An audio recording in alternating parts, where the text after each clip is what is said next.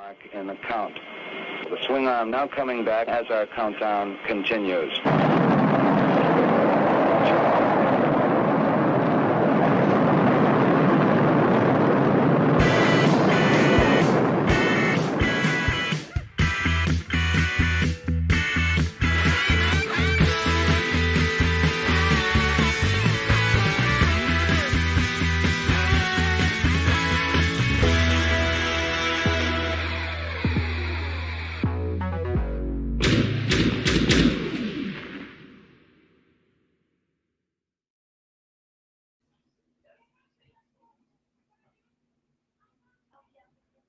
Good afternoon, everybody. Happy Sunday. How are you? How are you? How are you? Hope everyone is doing wonderful on this Sunday afternoon, December 10th. I am here by myself for the beginning of this edition of the news, the needless ephemera we saw. Jorge is going to be joining us in a little bit, and whenever he can jump on, he'll jump right in. Yeah, you're stuck with me for now. So let's run through really quickly the logistics, and I'll keep going because there's actually kind of a lot on deck. And you're going to have to pardon me. I'm not feeling super great right now. Been sick pretty much all day yesterday. I was in bed, and Friday was a little wonky because I was taking care of a sick kid. But anyways, we're doing this. So happy Sunday. Let's talk a little bit about logistics. You'll see, over there, that little QR code. And there's a URL that goes along with that. So if you check out bit.ly/Brick Something N.E.W.S, capital B, capital S, capital News. It'll take you to a Google Doc that has all the links for every Brick Something News item that we've covered since the beginning of this show. Trying to figure that out. Right now I'm using Google Docs and might shift. But anyways, during the show, I or a moderator, usually Thanos, who is here, it's awesome, we'll kind of put the links up as we go through them too. So if you're watching this live, that's where you see this stuff. If you're watching this on the replay, I usually will jump on it pretty quickly, actually quicker than ever before, because now I'm pre-doing the links. So anyways, good to see everybody here. Let's check out who is here because, yeah, we do, in fact, have the usual suspects, as Ray points out. There's sort of been a crew of awesome folks that have been jumping in to the weekly news. It's awesome. Always great to see you. Ray, good to see you here. John, figuratively speaking, awesome to see you here. The awesome Ostradamus Toys. What's up, buddy? Good to see you. It was cool to listen to you all last night. Wish I could join you, but not feeling so hot. Star asks really important questions because Star's been looking at the thumbnail. When did Iggy Pop become He-Man? That's a good question. It might have been a certain drug bin. Never mind. Yeah, we'll keep going. Hey, Ray, good to see you. Thank you for joining us as always. Thanos Copter, the awesome moderator who's going to be hooking us up with those links as you're watching. Let's see. Oh, that's awesome, man. Star, I'm so happy that I can help you feel like a teenager again, because I'm feeling old these days as the body fails me. Allison Troy, Retro Toy Princess, greetings all, she says. Hell yeah. The Vactorverse is saying hello to Jorge, the invisible Jorge, who will be here soon. So wait for that. And Vactor, I need to get you on here as well. ASAP. Let's see who else is here. All right.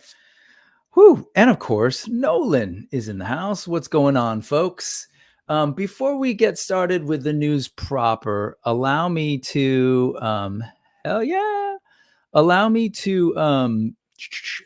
quickly turn your attention to something else that's going on elsewhere. So for the last almost 24 hours over on the Toying Around channel with Kevin, they've been doing this 24-hour stream. Yeah, 24 hours where the enablers, folks from Toy Amigos, and just folks from the community have been kind of cycling in and out for the full 24 hours. It's perfect because I was sick and sort of just like listening in whenever I can. Right now, they just did the drawings. I was mistaken. If you're over at Highly Articulated's channel, I kind of false info. Fake news said that they were doing it at 6 o'clock Eastern. Apparently, they're doing it at 6:30 Pacific. So they started giving away a bunch of prizes. And because basically it worked out, if you donated, for every $10 you donated, you got an entry, and you can kind of see the spreadsheet there. They've just been giving away prizes, some dope prizes too. And just, they were, more importantly, check this out. They started yesterday with a goal of donating $1,000 to St. Jude's Children's Hospital. And even at the beginning, I was saying in the chat, I was like, yo, that you're being conservative. Like, you're going to hit, I said $5,000 by today at noon.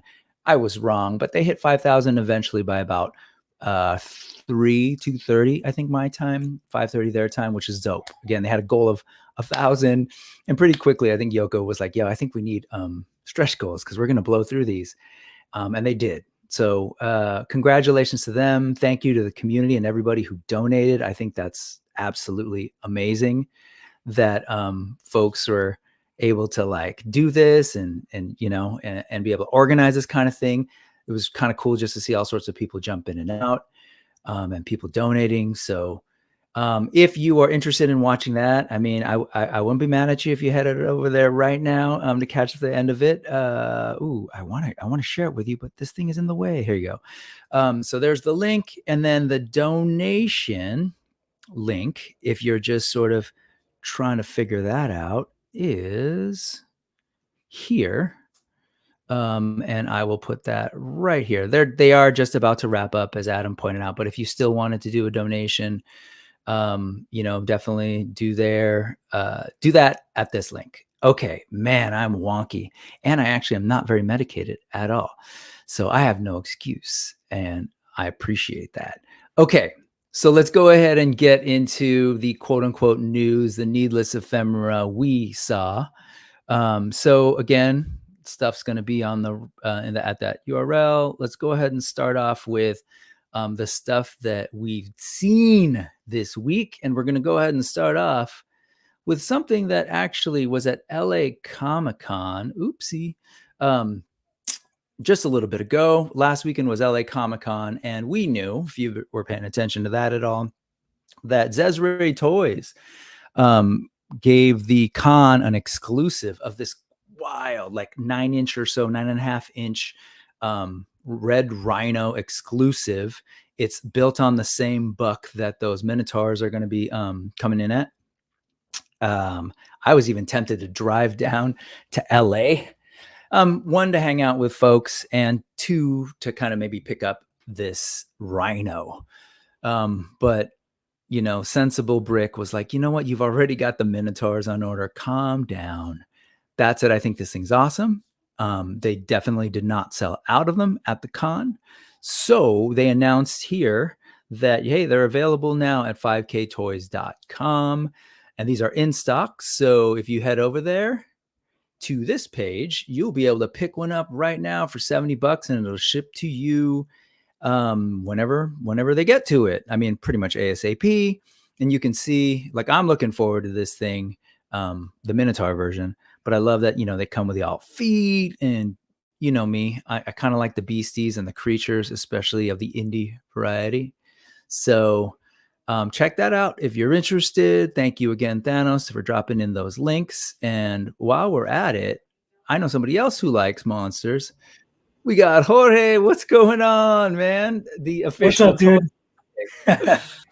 Thank you for joining me. It's been a crazy Sunday, man, but I didn't want to miss this. So thanks for. No, you're good. No, I totally get it. Yeah, I totally get the family thing and the parties. Hope the party was good. Yeah, it was a Barbie birthday party for nice. One of my old friends I've known since like 3rd grade, and his. Got you for an adult. Yeah. Oh, it was a girl birthday party, but I took my daughter, and she had a great time. She didn't want to leave, so it was kind of tricky to get her to leave. They had petting zoo, face painting, balloon making. I mean, the whole nine. So it was Were like there a were there girl red trip. rhinos there to pet? No red. No red That rhinos? would have been awesome for adult party favor bags. I gotta tell my buddy, give him some ideas for next year. Hey man, thank you for being here nonetheless. I totally Sure, get man. the family Pleasure. thing, and that's super important. So I'm happy that you're finally able to come through on the channel. And we'll talk more about what you've got going on over on Toy Addict Productions later. But I'm super happy for you to be here. Ready to talk some toys? Thanks, man. It's a pleasure. And just pretty much, this is the first thing other than the I kind of just give a quick update for the Enablers and Toying Around fundraiser, but we're talking toys. This is the first one we've seen. Are you at all, was this at all on your radar? Dude, I believe these are, if I'm not mistaken, the same company that's making the Minotaurs, correct? For the Yes. Yep. the Zex-Ray. Yeah.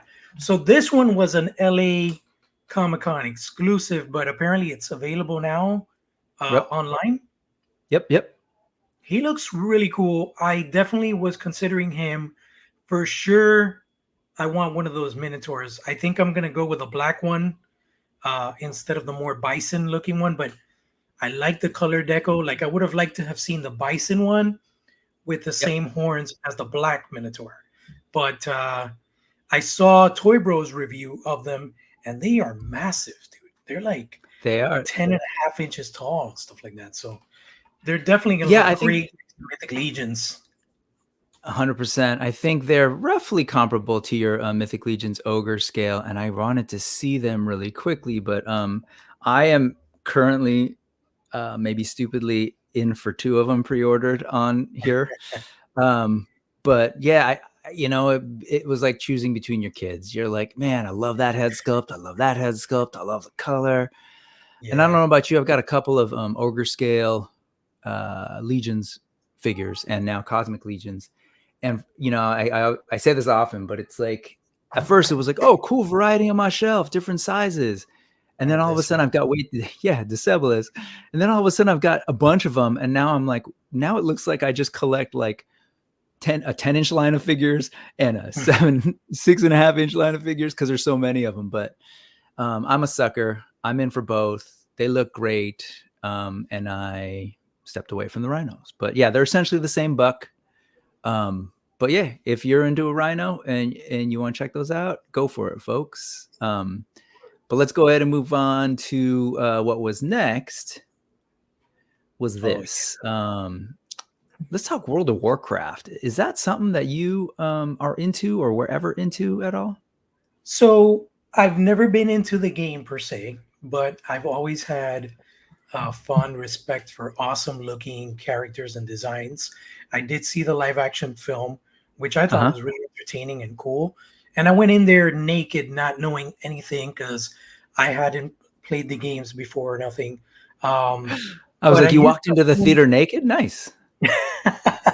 Well, I had no background or no prior knowledge of the characters. But I did own quite a few of the DC Direct World of Warcraft. They were more like statues because they were static, but they were super detailed and nice. So seeing this kind of stuff with articulation is kind of mind-blowing. Yeah, no, absolutely. And this was just teased a couple days ago on 5K Toys. That's kind of how they do. They're just sort of like, hey, here's more stuff.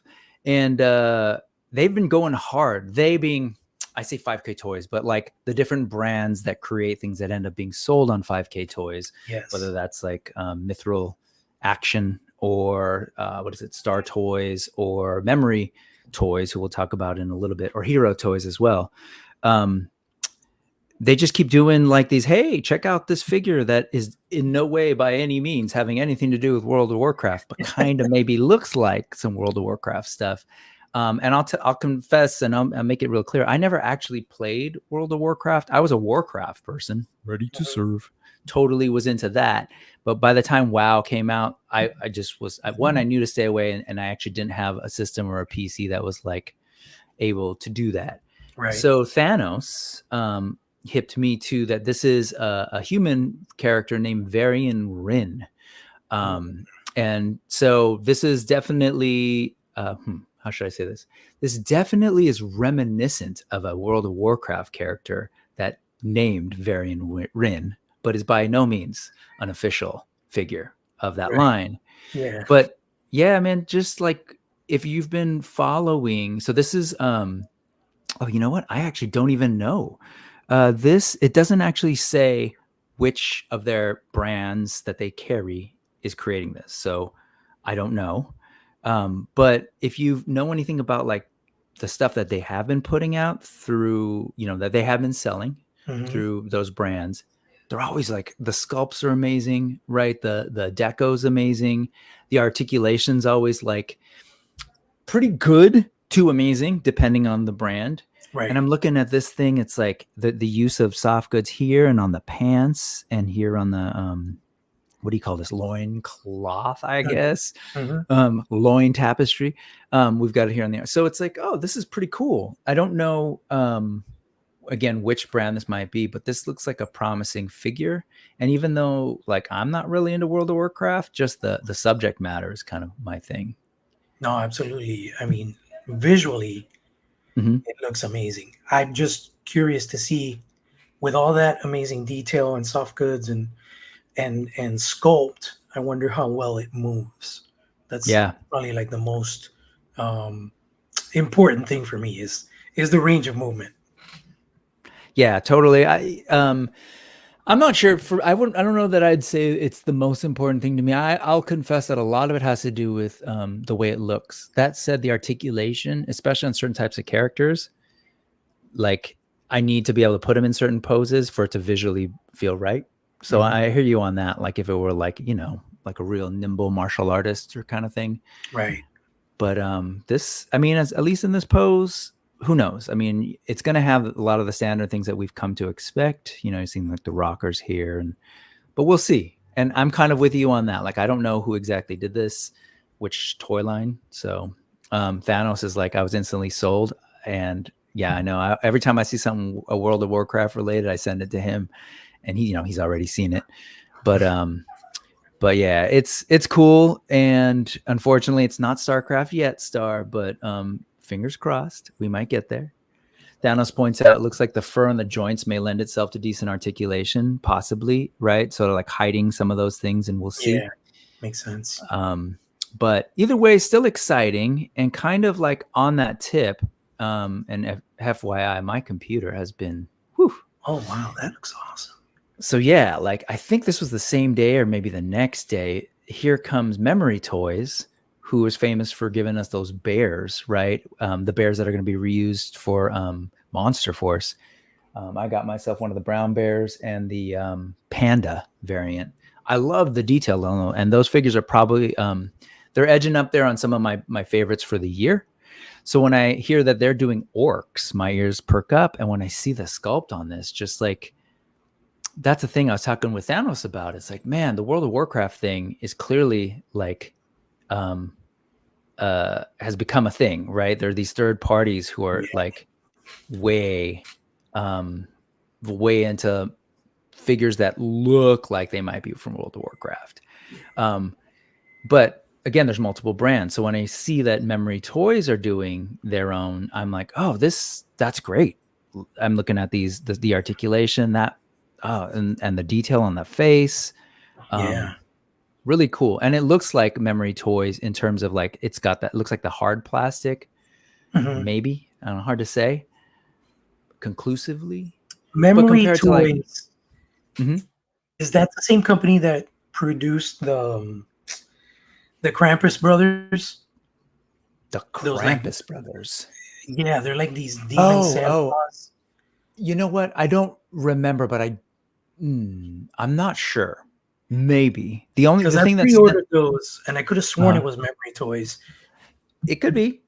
It just, the only thing that I remember from them was the bears, but you might be right, because I do remember that more like freaky looking Krampus, right, with exaggerated head. Yeah, and like could be them. Gaping open mouth, and Thanos is asking. Yeah, and Thanos is asking, so are Memory and Hero the same brand? We don't know for sure. They have like on the Memory Toys Instagram, they have shared Hero toys or vice versa. And I've heard people say that kind of like nonchalantly. They're all the same brand. I tend to like not sort of blankly say that because I feel like that could be potentially problematic if they're not. But so it's hard to say. I think there's a possibility that they are doing that when it comes to these sort of gray area. I say gray area, truly like unlicensed, illegal handling of IP that they don't have licenses for, right? So sometimes they'll do that and kind of create other brands and labels in case one gets shut down. And this is a unlicensed IP, so maybe don't know. But on that tip, Star saying, doesn't McFarlane have the license for Warcraft figs again? I read where they're sticking with their typical approach of statues with 1 or 2 posable joints, and that is 100% true. I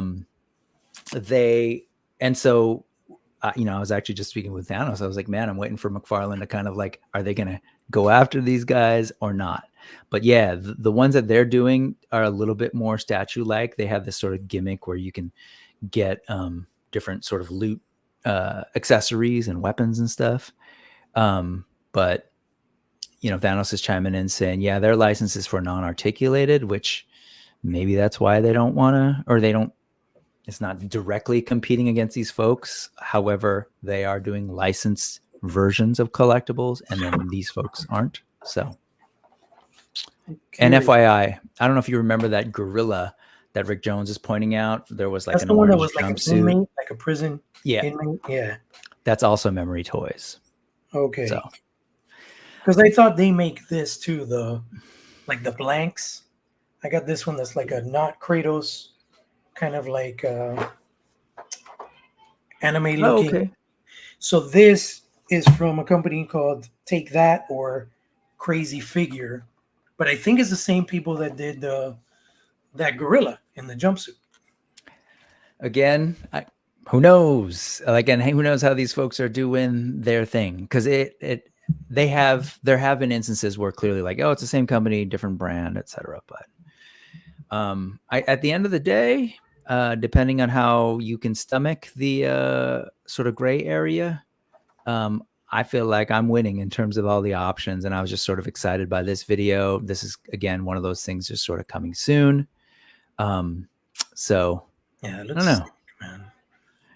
All right. Where are we at? Let's talk about some of these fresh monkey fiction stuff that's coming out. So Fresh Monkey Fiction, who kind of has a special deal with Big Bad Toy Store, right, as sort of an exclusive vendor. Mm-hmm. People are saying, yeah, they work closely with them. They own part stake in the company. Who knows? Because I don't. But they've been doing these Naughty or Nice figures, and the way they've been releasing them was sort of as this crowd fund, right? It's not like on a Kickstarter or whatever. They have their own platform. But not too long ago, they tried to get folks to pre-order these pumpkins. I don't know if you remember seeing those, like Pumpkinhead, and those didn't go through. So it's definitely a Kickstarter, or a crowdfund thing where if they don't make their MOQ on pre-orders, then it's not worth it for them to make, which totally get. That said, if I may use my platform to say, hey, folks, you need to get some deer. First off, here's my pitch. So it's designed by Arlen Pelletier, if you can see here, who who's done a lot of toys that we love. I talk a lot about AWOC, and Arlen had a hand in sculpting those, taking those from the designs that Utama did and turning them into beautiful 3D designs. He worked on Serpentor, was another figure, and a couple of other, like a bunch of other classified figs. And so when I hear that he's working on these, and you see the quality of these, the sculpts, I'm like, yeah. So there's a goat. So like for folks who like want to fill out their sort of holiday display, you've got, and it's not just these sort of like undead deer. I'll show you that in a second, folks. But there is this goat. So you could do like a Santa or you can do a Krampus kind of deal. Yeah. But you can see they have 4 different ones, color variants. And then there's a head pack where you can, that's matched with these bodies, where you could effectively make Dasher, Donner, Prancer, Vixen, Blitzen, and Blur, right? Sleepy, Happy, Grumpy, Dopey, Sneezy, Bashful, Doc, or whatever their names are. They even got Rudolph too. Actually, they have a red-nosed reindeer that may or may not be called Rudolph. They use the word. Yeah. Consider this Randolph, the ruby-nosed reindeer. But yeah, if you take a look at these, you can make all the deer, and it has been alluded to. Adam said this earlier today, and I'd heard this elsewhere, that presumably if they do well, of course, like, could a sleigh be far behind? And come on now, fresh monkey knows what's up. That if enough people get these, they know there's going to be almost like a guaranteed sell for like a sleigh, right? Yeah, so if I can sweeten the pot with that idea, and you can get like the saddle, I will say they split the saddles up from the thing, and it is an additional cost. But and to maybe take a look at this, here's my other pitch. So if you go to the Big Bad Toy Store, any of the product pages for these guys, you can flip through and you can see the size comparison image. So these Santas are 6.5 inch. So if you're like me, or I know you, Jorge, we do legions. And my first thought was like, oh crap, I need goblins on a goat and dwarves on deer, is my thinking. So then inevitably you're like, well, will they even work size-wise? Because these figures tend to be a little bit smaller than legions. So thank you, Dork Lair, and all his reviews. He's so damn good about giving us size comparisons. And so here is that Fresh Monkey fiction next to some Mythic Legions with his custom there. And then next to, appropriately, Figure Obscura, Father Christmas, and Krampus. So put that in your head and then look back at this. Done deal, folks. Yeah. This will totally work with legions. Again, I think a dwarf would look amazing on this, and a deer would look amazing on that Krampus. So what are your thoughts as I kind of show this actual order page? I really like some of these variants. I like the storybook version of Santa. I like the there was one that they showed that was like Father Winter or something like that, and he brings an alternate head, which is like kind of reminds me of like the, I want to say it was the You're talking about the Winter's Coming, this one? The Winter's Here? Yeah, that one. Mm-hmm. It's kind of like that, almost kind of like Ring Wraith, Winter, King. I think it's like a Game of Thrones type thing. Yeah, the Winter's Coming, Winter's Here thing, right? Yeah, that's a really cool. So it's like a twofer in a way. You can have him as a human or as an unhuman. Yep. And then this guy, he looks like kind of like a Jack Frost. Again, like that has your alt heads. Yeah. These are cool. They're 5 POA, which is cool, especially for the size. But know what you're getting. I really like that one. Reminds me of Hellboy. That totally Krampus. Yeah. Just because the red is very pronounced. Accessory pack is great. Do you own any of the Santas? I know Carlos has the original Santa, and he says it's great. I saw that on your guys' stream, and I saw him talking about it. And so, I haven't heard anything but great stuff about them. And here's the deal. Like, these are all good to go. So if you pre-order them, this right now is not a, I'm a little bit confused, but I'm pretty sure that all of these are good to go. I don't think that they're counting this in the sort of like we need a certain MOQ thing. It's more about the reindeer, right? Exactly, because these are all like, they have the tooling mostly for this, and they're doing hats and heads. Right. I love this wizard. that head and hat alone, what you could do with that, right? But then it's down here where you get to the actual pre-order, right? So we're here. We're halfway. Okay. We need to be here, folks, in about 36 days. So tell your friends they need deer. Tell your mom and your grandma who are looking for that perfect, holiday. What's the price point on the deer? So let's see. It's like 60. Oh no, what am I saying? It's 45. 60 if you're getting the saddle. So it's 45. 45 for them, and then the saddle, which is down here, and it's also on that other page. I'll show you over here. So this is basically the campaign, if you will, page where you'll see the updates. Okay. So we need to get here for Brick and all the other nerds to be able to do deer, dwarves on deer, and goblins on goats. And so the goats are exactly the same body, just the different head. So if you're wondering about those size comparisons that I was showing earlier, imagine the deer, imagine the goat, imagine a goblin. It's a pretty massive goat, huh? And here's the saddle that I was referring to. So they split those. Oops, where was that? They split those out separately. It's like $20 for just the saddle, which folks were. I've seen some folks who are like, "Oh man, how are you going to separate them?" All take is if you're not looking for a saddle, that's awesome. Like that's a $20 that you don't have to spend, especially if your goal is not to have someone ride an individual reindeer, but you want to get them all eventually for a sleigh, right? Exactly. Yeah. So I think that was actually a smart move and a thoughtful move.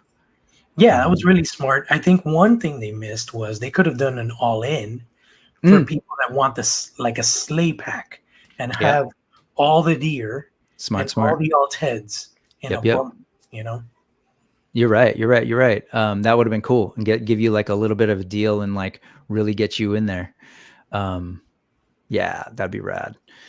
So we've got folks. Rick's gonna order a goat and a reindeer. Yeah, man, they are big, but you know, there's some big reindeer. They gotta pull a sleigh. What's going on, Fanigan? Thank you for joining us.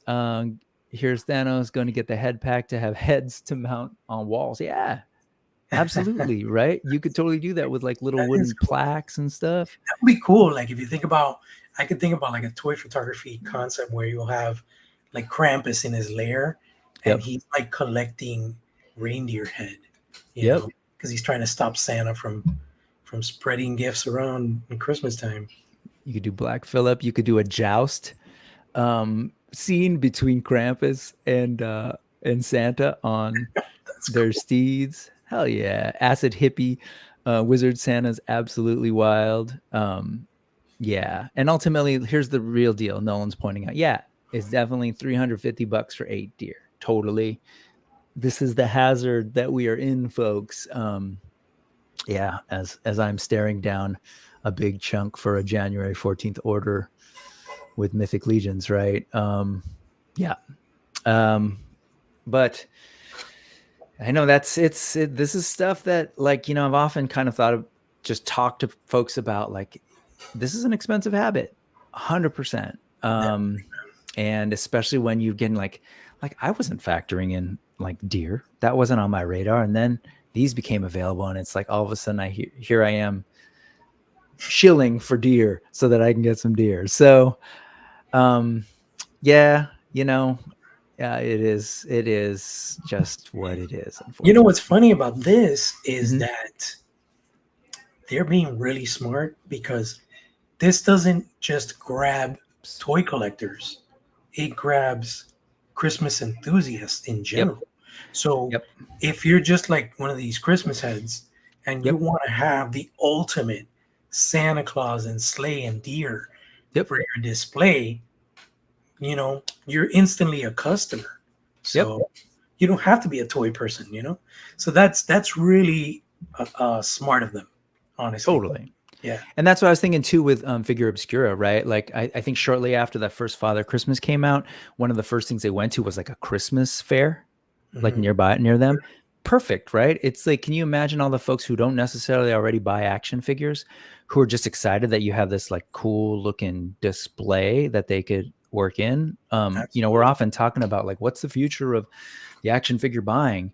And I think it would be smart for all these companies to really think about like, how do we tap into new customers that like aren't necessarily already buying, Mythic Legions, Marvel Legends, Masters of the Universe, right? New folks who like where they can maybe in start to get into this stuff. Because you imagine if you find out about this, you're a holiday person, a Christmas person, you start getting this. Now you're getting all these deer. Now you're like, wait, there's Halloween stuff too. There was a headless horseman. Like, huh? Anyway, just a fun thought. Yay, capitalism. Okay. Speaking of which, friend, I know you like the Mythic Legions. We've been surprised by the Horsemen. There were 2 big surprises in the last 2 weeks. The first one was this. Yes. This Ghost of Jacob Marley figure dropped.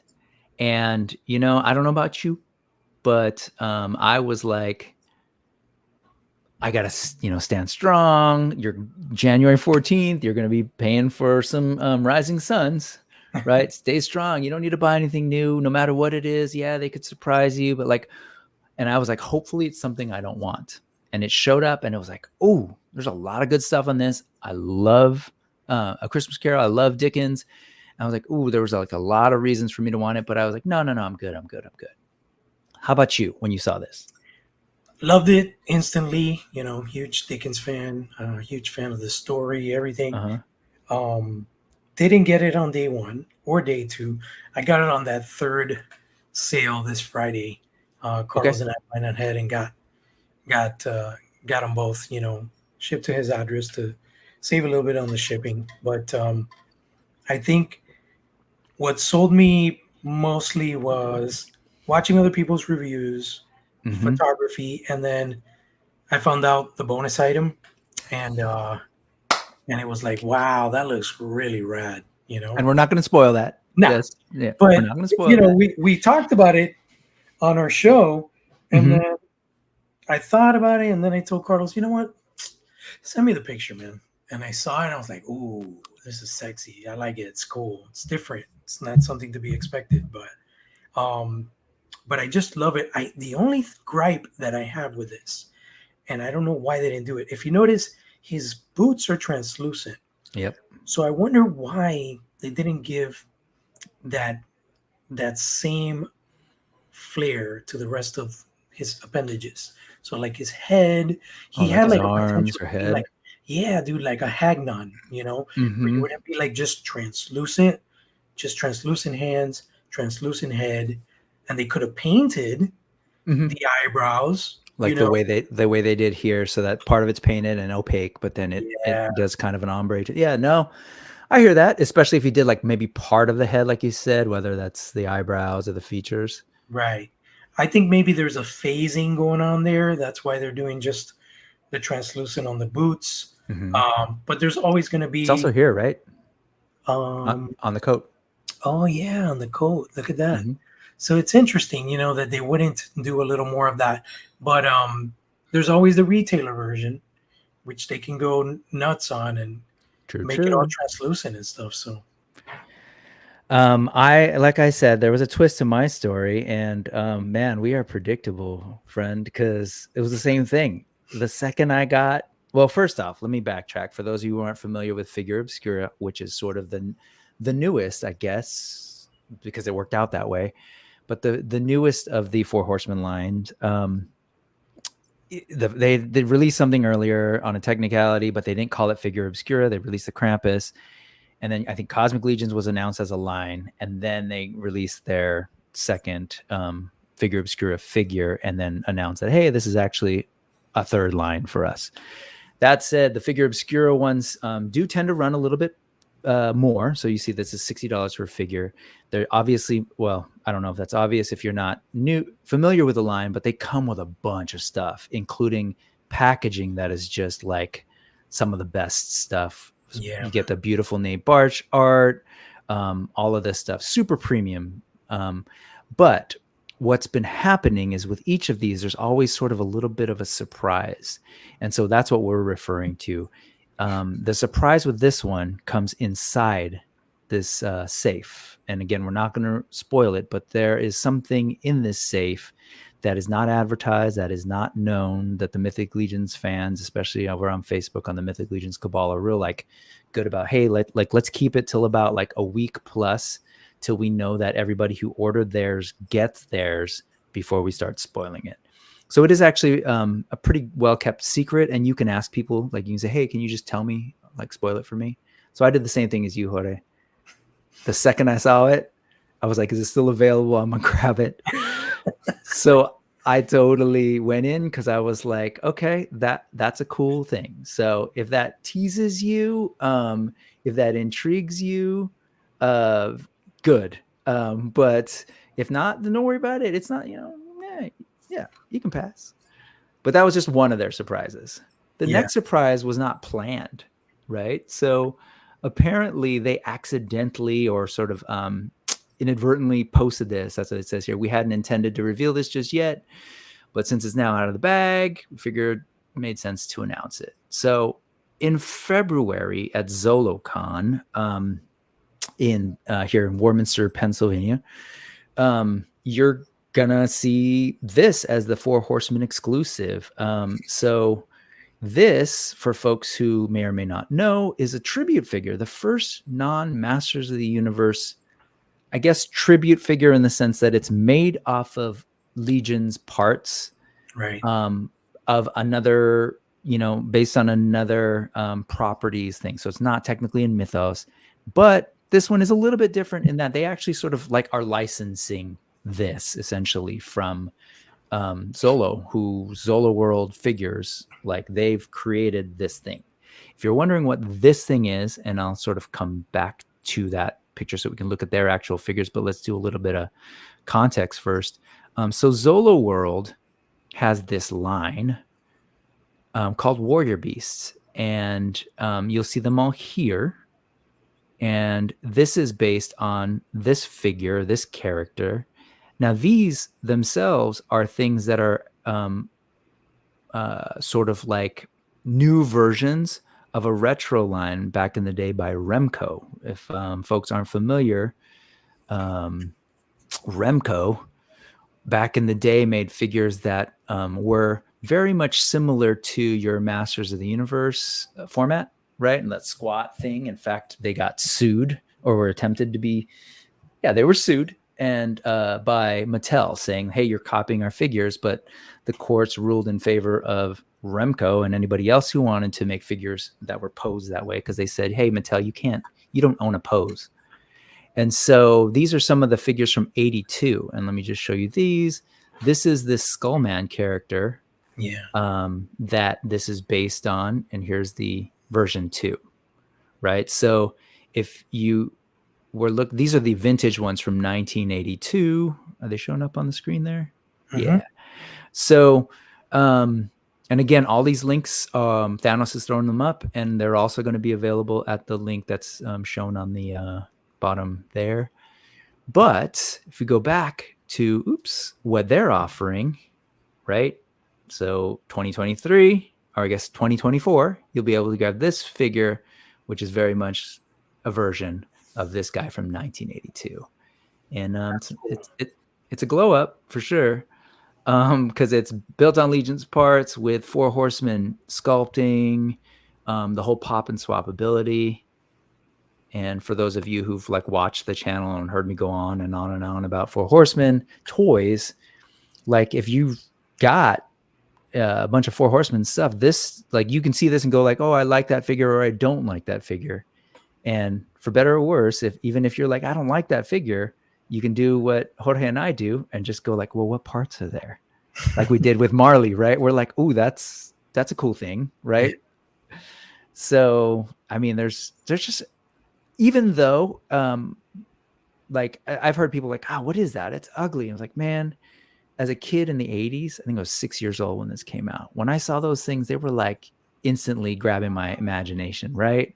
And I know the colors are kind of like a little bit cliche, but it's like, dude, it's a skeleton with a full black body and, red cape. Like, that's like kid fodder, man. Yeah. Yeah, it's cool. It's a cool figure. Not really like one of my favorites, but like you said, I can see use of the red cape. I can see use of certain parts that I can build something else with, Yep. Definitely the skull is really cool, Yep. And the soft goods, though? Yeah. I wonder what that's just like a neck piece. Is it a hood or it's just a neck piece? So there's this. It's 3 pieces. So there's a hood piece, there's this neck piece, and there's the cape. And I've seen CJ talking about it, CJSM, like that was intentional, right? So again, because they know there's the whole pop and swap culture, if you will, with Legions, that like they know that every piece that they create is for that figure, but collectors like us who want to like customize their figures and move parts around, it's also like, designing cool stuff that people can use. So instead of making this one piece, smartly, they're like, okay, no, 3 pieces. People might want to mix and match and do different things. So it's interesting. And again, this is the version 1 figure of this original one. So you see him here. It's gone a long way. I don't know. I'm into it. I love the 2-toned skull head looking thing. Again, more parts for your Mythic Legions thing, but yeah, cool stuff. Let's see what else is going on.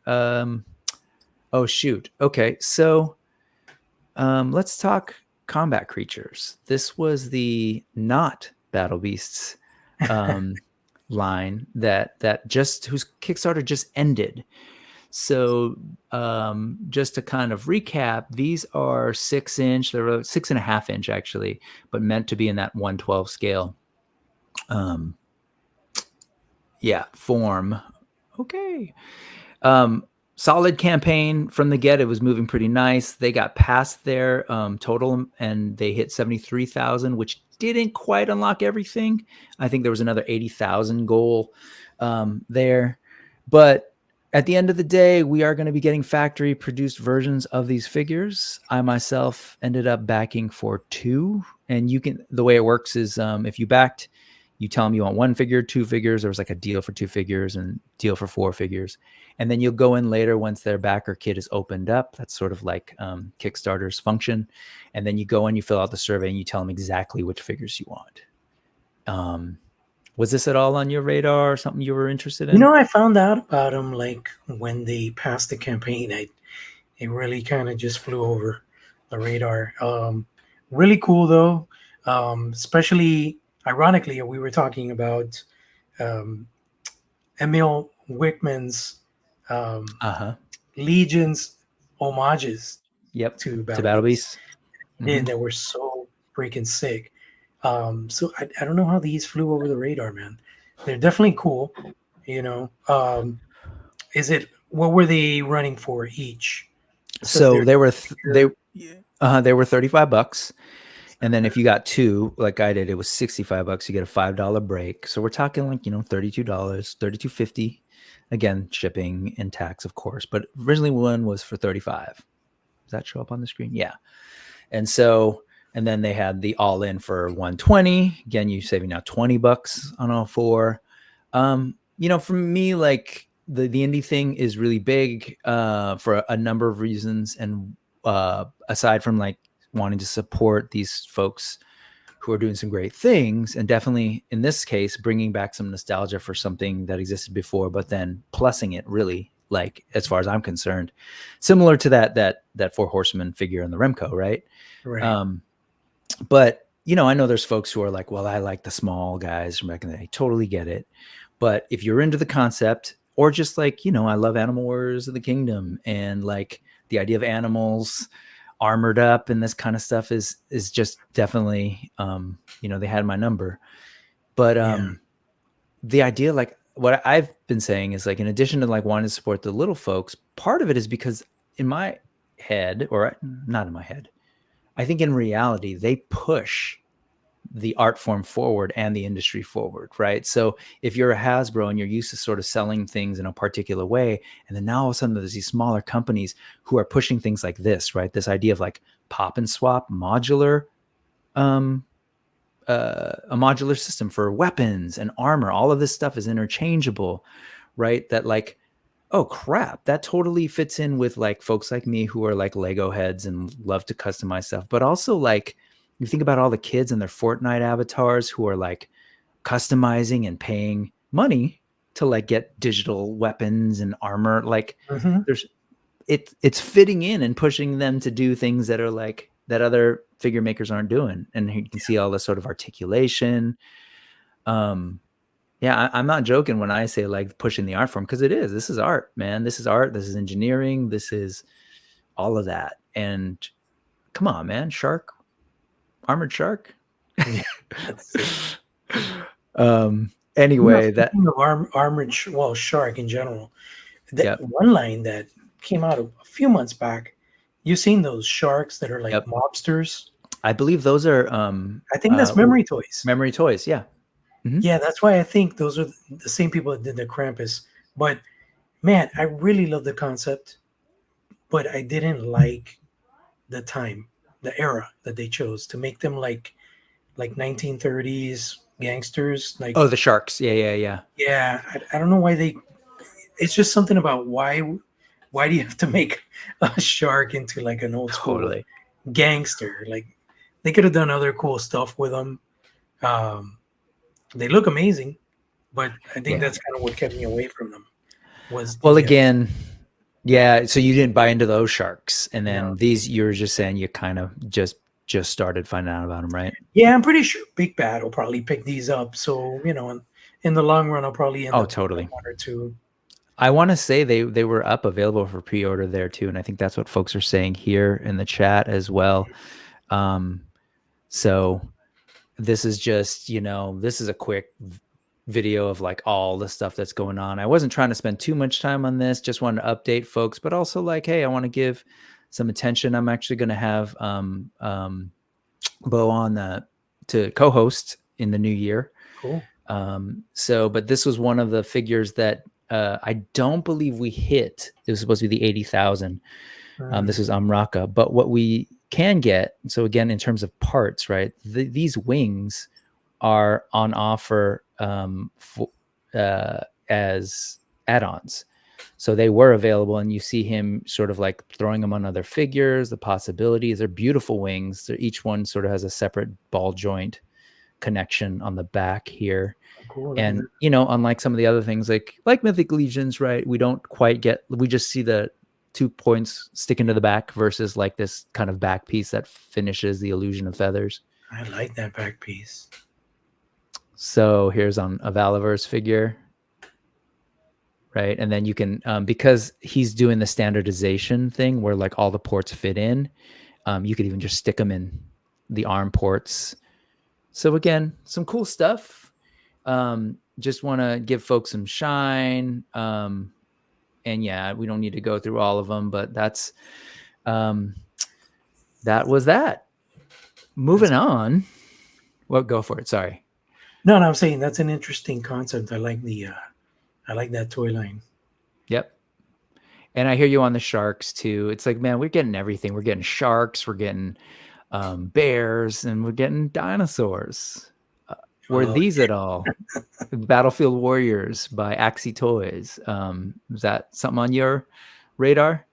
Love them, but I've chosen to just love them from afar. It's just because it's just getting out of hand. I'll give you an example. Foray, the Foray Planet wave. I picked up the Crocker, and I picked up Veteran Williams, and then you have Master Wang, which I know I'm going to get eventually.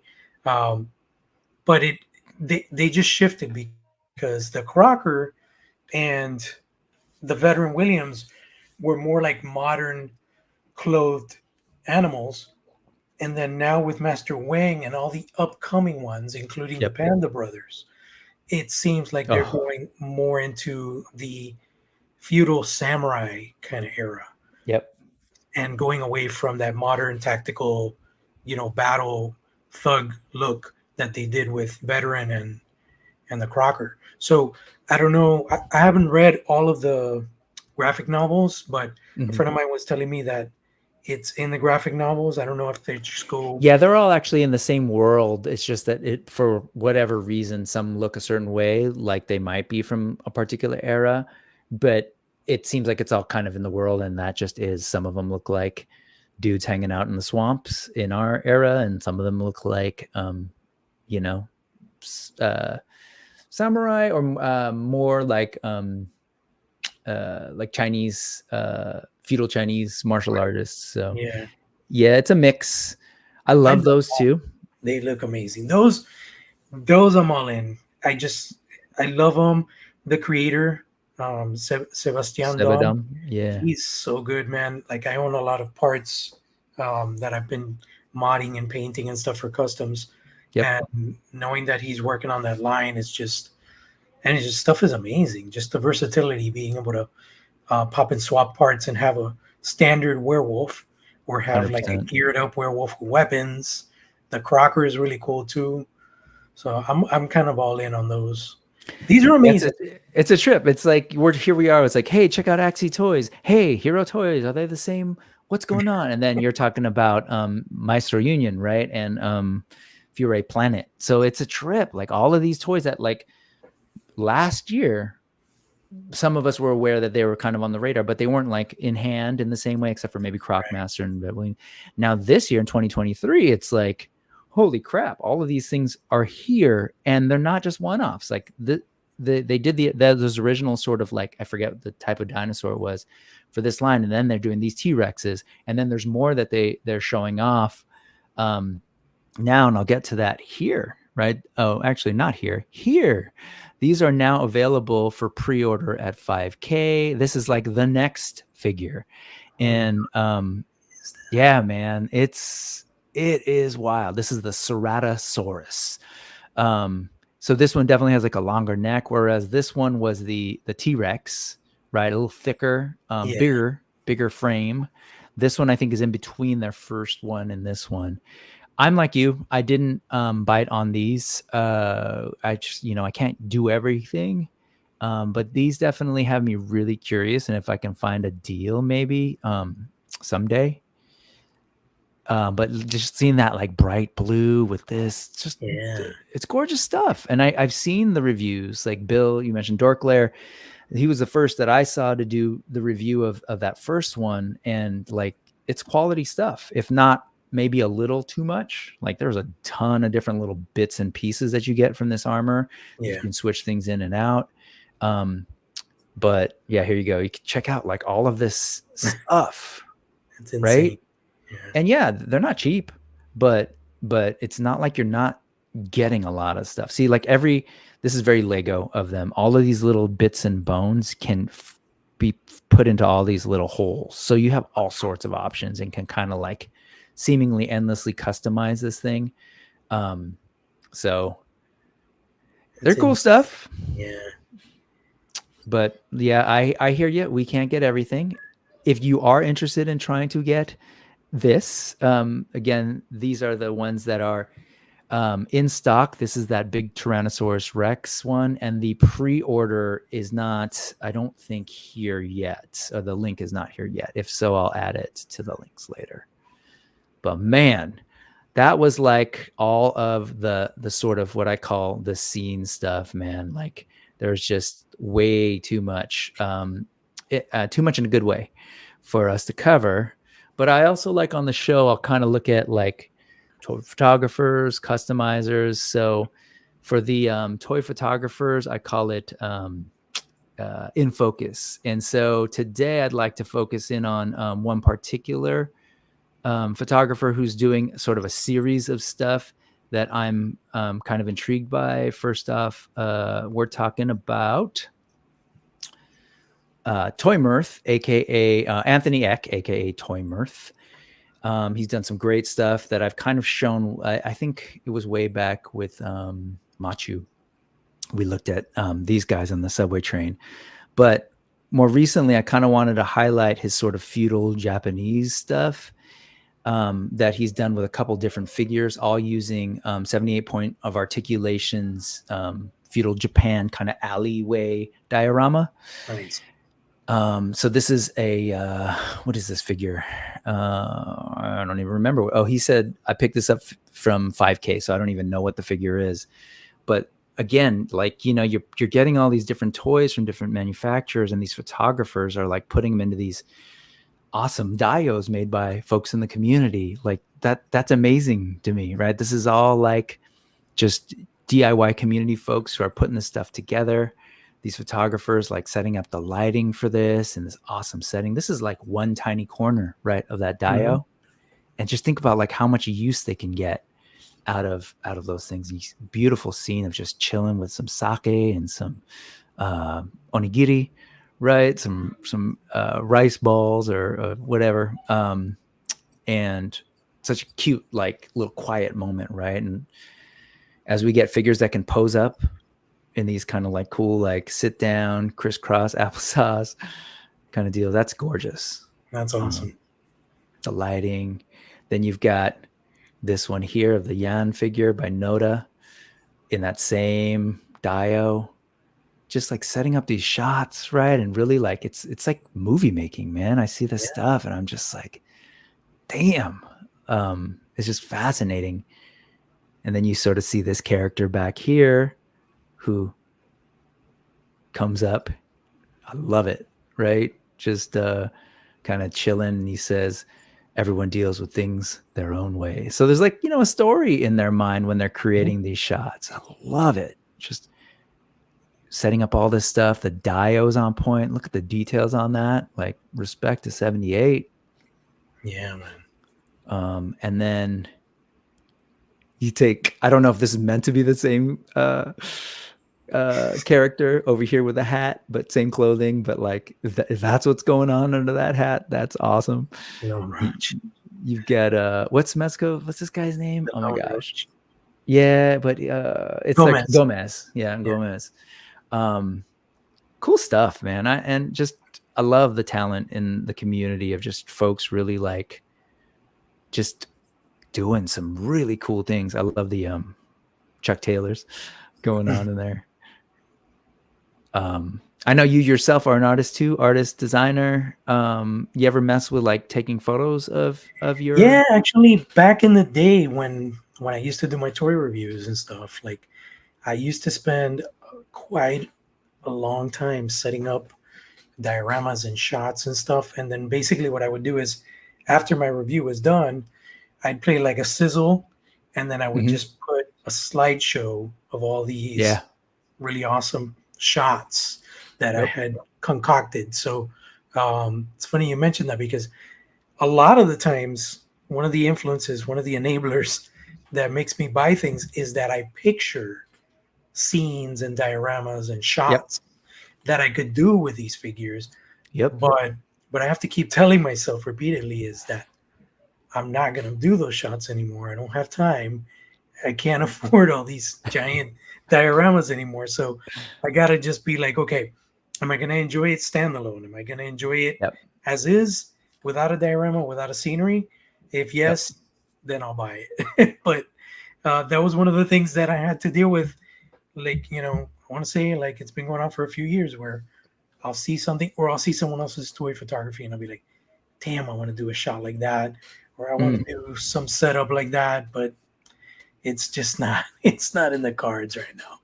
We can't buy all the things and we can't do all the things. Exactly. Right? The only thing that I can see myself going like all out with is Thundercats. You know, I'm getting my Cat Slayer, and I could definitely see myself creating some sort of scenery in the background to look like Third Earth and stuff. That I could see, because it's a cohesive line that's just growing. And I know that I'm all in on it, but to just buy a character for the potential of the toy photography that it could produce, like that's one thing that I'm just kind of walking away from. It's like you're speculating. It's like, no, I think I'll do something great, but Yeah. will I ever?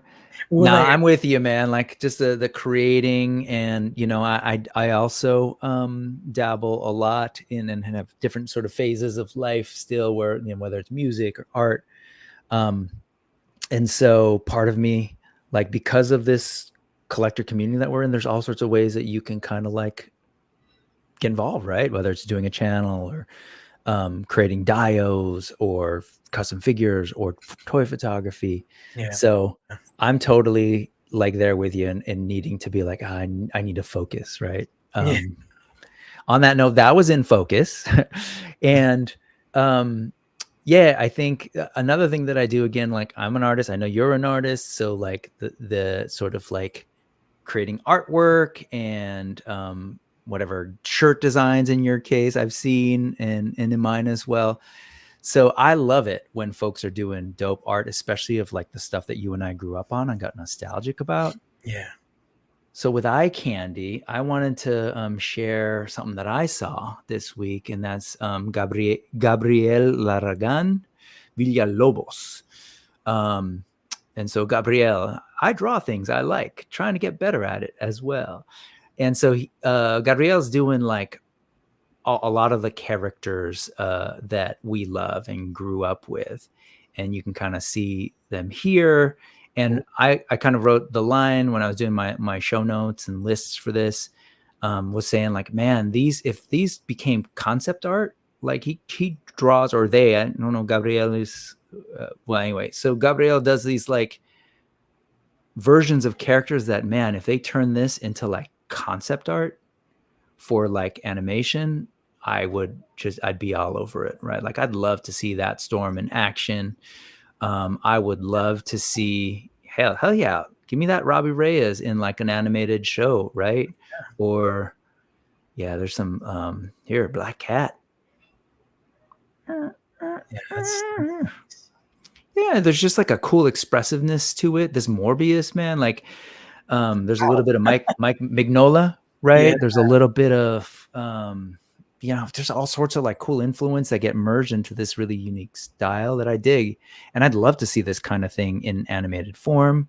That is a cool Morbius, right? Yeah.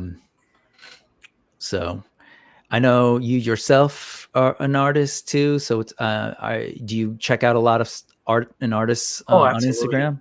Yeah. I follow a lot of artists. I feel like a good artist, doesn't, how can I say, like you can never, it's good to be confident, but you should never be too confident where you think like stuff should just come out of your brain. I think the best artist draws from inspiration from his surroundings. Yep. I particularly love going to art shows. For example, here in Miami, we got Art Basel, and there are some really oddball kind of things, but there is a lot of inspiration to be drawn upon from there, and just get a lot of weird, outside the box kind of looks at things. Yep. And that's, I think, one of the most difficult things as an artist nowadays is how to create a style where people can be scrolling and instantly be like, oh, that's a JP piece. You know what I mean? Right. Like, Right. I can tell because of this and that and this. And I think that's one of the toughest things is just creating that whole style that's unique and special, and just something that people get to know you because of that look and style. Like this guy has a distinctive look and style. Like you said, I see a little bit of Mignola in there. I see a little bit of old school black and white anime. He definitely draws upon from different inspirations, different creators, and he kind of just amalgamates all that and creates his own creations, and that's really cool, man. But sometimes it's a very difficult task to accomplish. Oh, absolutely. But what I also appreciate about him, especially when you sort of see things in layout, is like he's got a design, or they've got a design sensibility. Because again, I'm not sure Gabriel, probably do based on the thumbnail, but the layout sensibility, the design, like characters in the foreground, you know, midground, background, like the whole composition of the shot is solid. Like, so I really want to see more of Gabriel's work, but really, again, what excited me was sort of seeing versions of these characters that, man, again, if I could see these in an animated show. Yeah. Oh man. So there's that. There's Gabriel. The other one that I wanted to look at was really, there's this one shot. Folks were like, wait, what's going on with that Iggy Pop in the that Iggy Pop in the He-Man in the thumbnail? Yeah, man. If you're wondering, it's just a straightforward, normal drawing of Iggy Pop. And if you're familiar with Iggy Pop, yeah, that actually could be a normal, straightforward drawing of Iggy Pop. Yeah. So, and yeah, Brian, I know that's why I haven't responded. But yeah, if you take a look at Iggy, right, of the Stooges fame, man, and seeing him as He-Man, I love this kind of stuff. I love the weird juxtapositions of like Mighty He-Man and essentially the elderly geriatric. Yeah, the geriatric Iggy Pop. But who, man, if you ever see him perform though, like that, dude, if I could move and have the energy like this guy at his age, whew. Yeah. But I just thought it was kind of cool. I love pop cultural mashups like that. The other one here that I love is this Talking Heads NES cartridge. Oh, that's cool. Yeah, this dude's totally speaking my language in terms of the references and stuff. So anyway, cool stuff. Totally appreciate looking at art and artists. Yeah, and we'll talk more about your art at the end, because I've been appreciating that on your channel. Every now and then you're sort of been sharing stuff and been talking about like your interests in pursuing the art.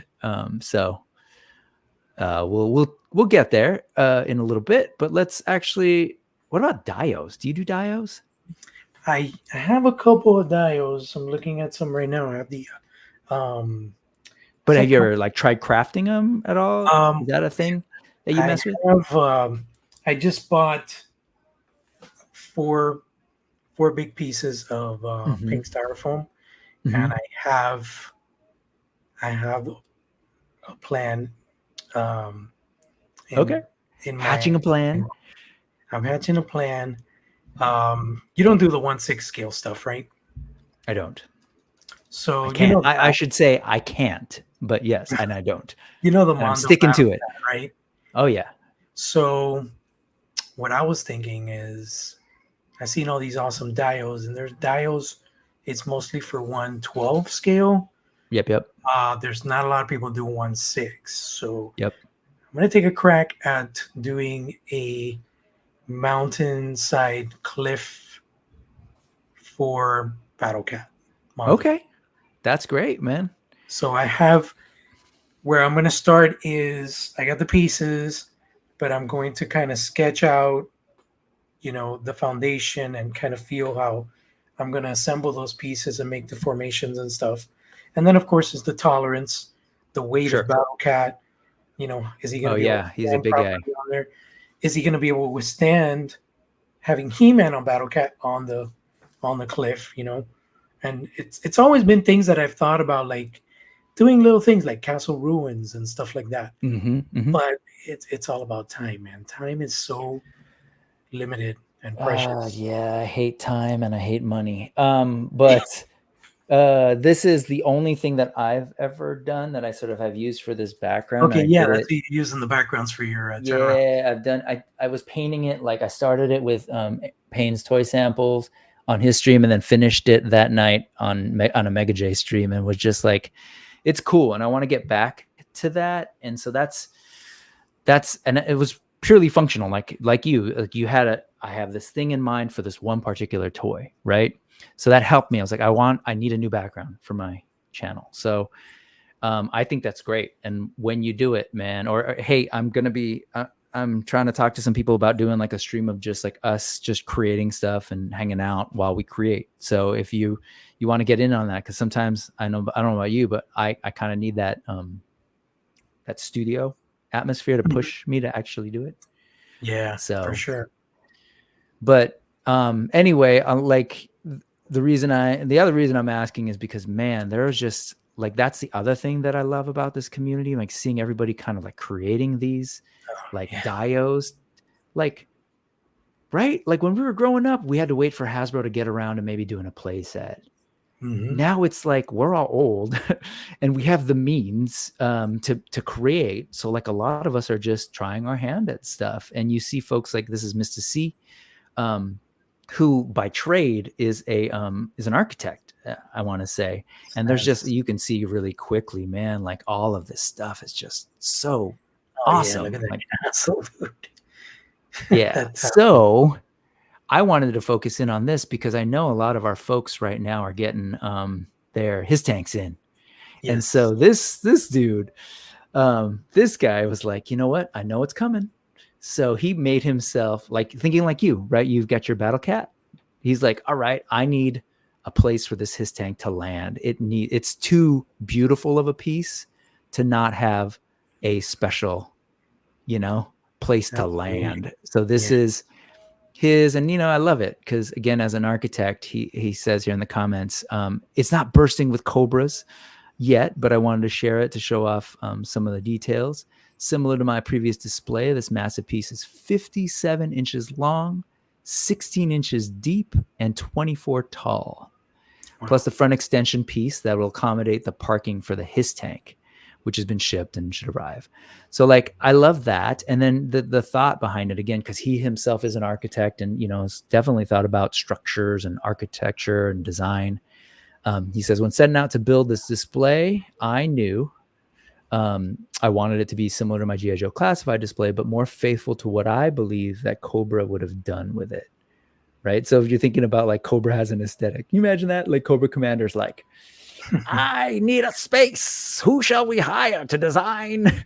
Right. Like who does this? Right. Who does the branding and the architecture for these fictional terrorist organizations? I used to think about that too when I was watching Agents of S.H.I.E.L.D. and how they like have secret bases and stuff for Hydra.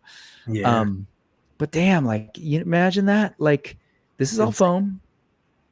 Like, and it trust me, like anything it's challenging. But if you take a look at the design here, like if you're just doing platforms, let's say you wanted to start off and the first thing you want to do is just a platform to put your stuff in, which is basically why I did like a wall. I'm like, no, I just want a surface. This kind of thing is like a great practicing. A floor, you carving in a couple of lines here, and you're just kind of messing with the weathering and trying to do like the little pits and stuff, maybe using some aluminum foil crumpled up, and just get yourself a cool floor, and then you'll get a taste for that. And then you'll start looking at, well, stairs. And again, by no means am I saying this is easy, and Mr. C is like next level for sure. But like, I also I want people to know, like, you all can do this. And so I know Thanos, I've been asking him about it, and I definitely want to create with him on a stream, but he said I'm going to use magnets, and I think modularity for my next few dio projects is going to need to be able to break them down. Absolutely. And, Brian's like, yeah, magnets are great. Crashbox Custom uses them, and it makes it really easy for modularity and storage. Wishing you good luck with your BattleCat dio. Super cool idea, or that's a cool idea. Sorry, I didn't mean to add words in there for you, put words in your mouth, Brian. But see if you can add some modularity to the footholds so that you can change up the pose from time to time. Yeah. Especially with something that's so big and heavy, right? Maybe like different levels for it to kind of like, because I thought of two ways. I thought of it like looking over a cliff with He-Man, or, like really cool, like cat pose. We got like one paw extended in front and kind of like crawling down this way versus going upwards. So I thought about it where I wanted to be able to accommodate either one of those poses. Yeah, I think that's great, man. Can't wait to see it in progress, and hopefully we can hang out and build. And again, if you're like, I don't want to build, what you talking about, Brick? Well, there are folks like Drunk Gizmo Customs, Alex, and he has a sale right now if you want to. Like, he's kind of known for, he's become kind of this niche market, cornered this niche market on these fountains, right? And so he's doing all sorts of stuff. There's currently a sale going on, so some of these are available. I don't know what's still available, but just kind of to flip through. Yeah, man, like, and you see the prices. There's a lot of work put into these things, a lot of time, a lot of love. He's pouring this resin to kind of get you that water look. And then there are some that are like, there's one that was $150 and it looks like it was taken down because it's probably sold, that lights up from the bottom so that the water is shining through. Let's see if we have like an older one. No, it looks like the post changed, but yeah, gorgeous stuff. And again, could really kind of just change your shelf up, right? Just with one little item. So check that out. Check out Alex at Drunk Gizmo Customs. Also, there is Lone Wolf Labs, who had some stuff at Legion's Con, and there was New Jersey Toy Con today that he was like, I didn't have enough pieces. I actually sold. That's a good problem, right? I sold a bunch at Legion's Con, so had a couple of just items that just didn't make sense to go to a whole show and sell. But these are all available. These are all 3D printed and painted. Sorry, I'll go back. These are $20 for this one, right? So you can kind of see the different sizes. It's amazing how with like this to this, it's the same piece, but with a different paint job, it's like Star Wars. And now all of a sudden it's like, I don't know, the Nautilus for 10,000 Leagues Under the Sea. Or is it 10,000? Anyway, maybe more. I forget 20, the leagues. But yeah, 20,000, double. So it's kind of cool, right? Folks just printing stuff out, painting it. And then you can also go unpainted.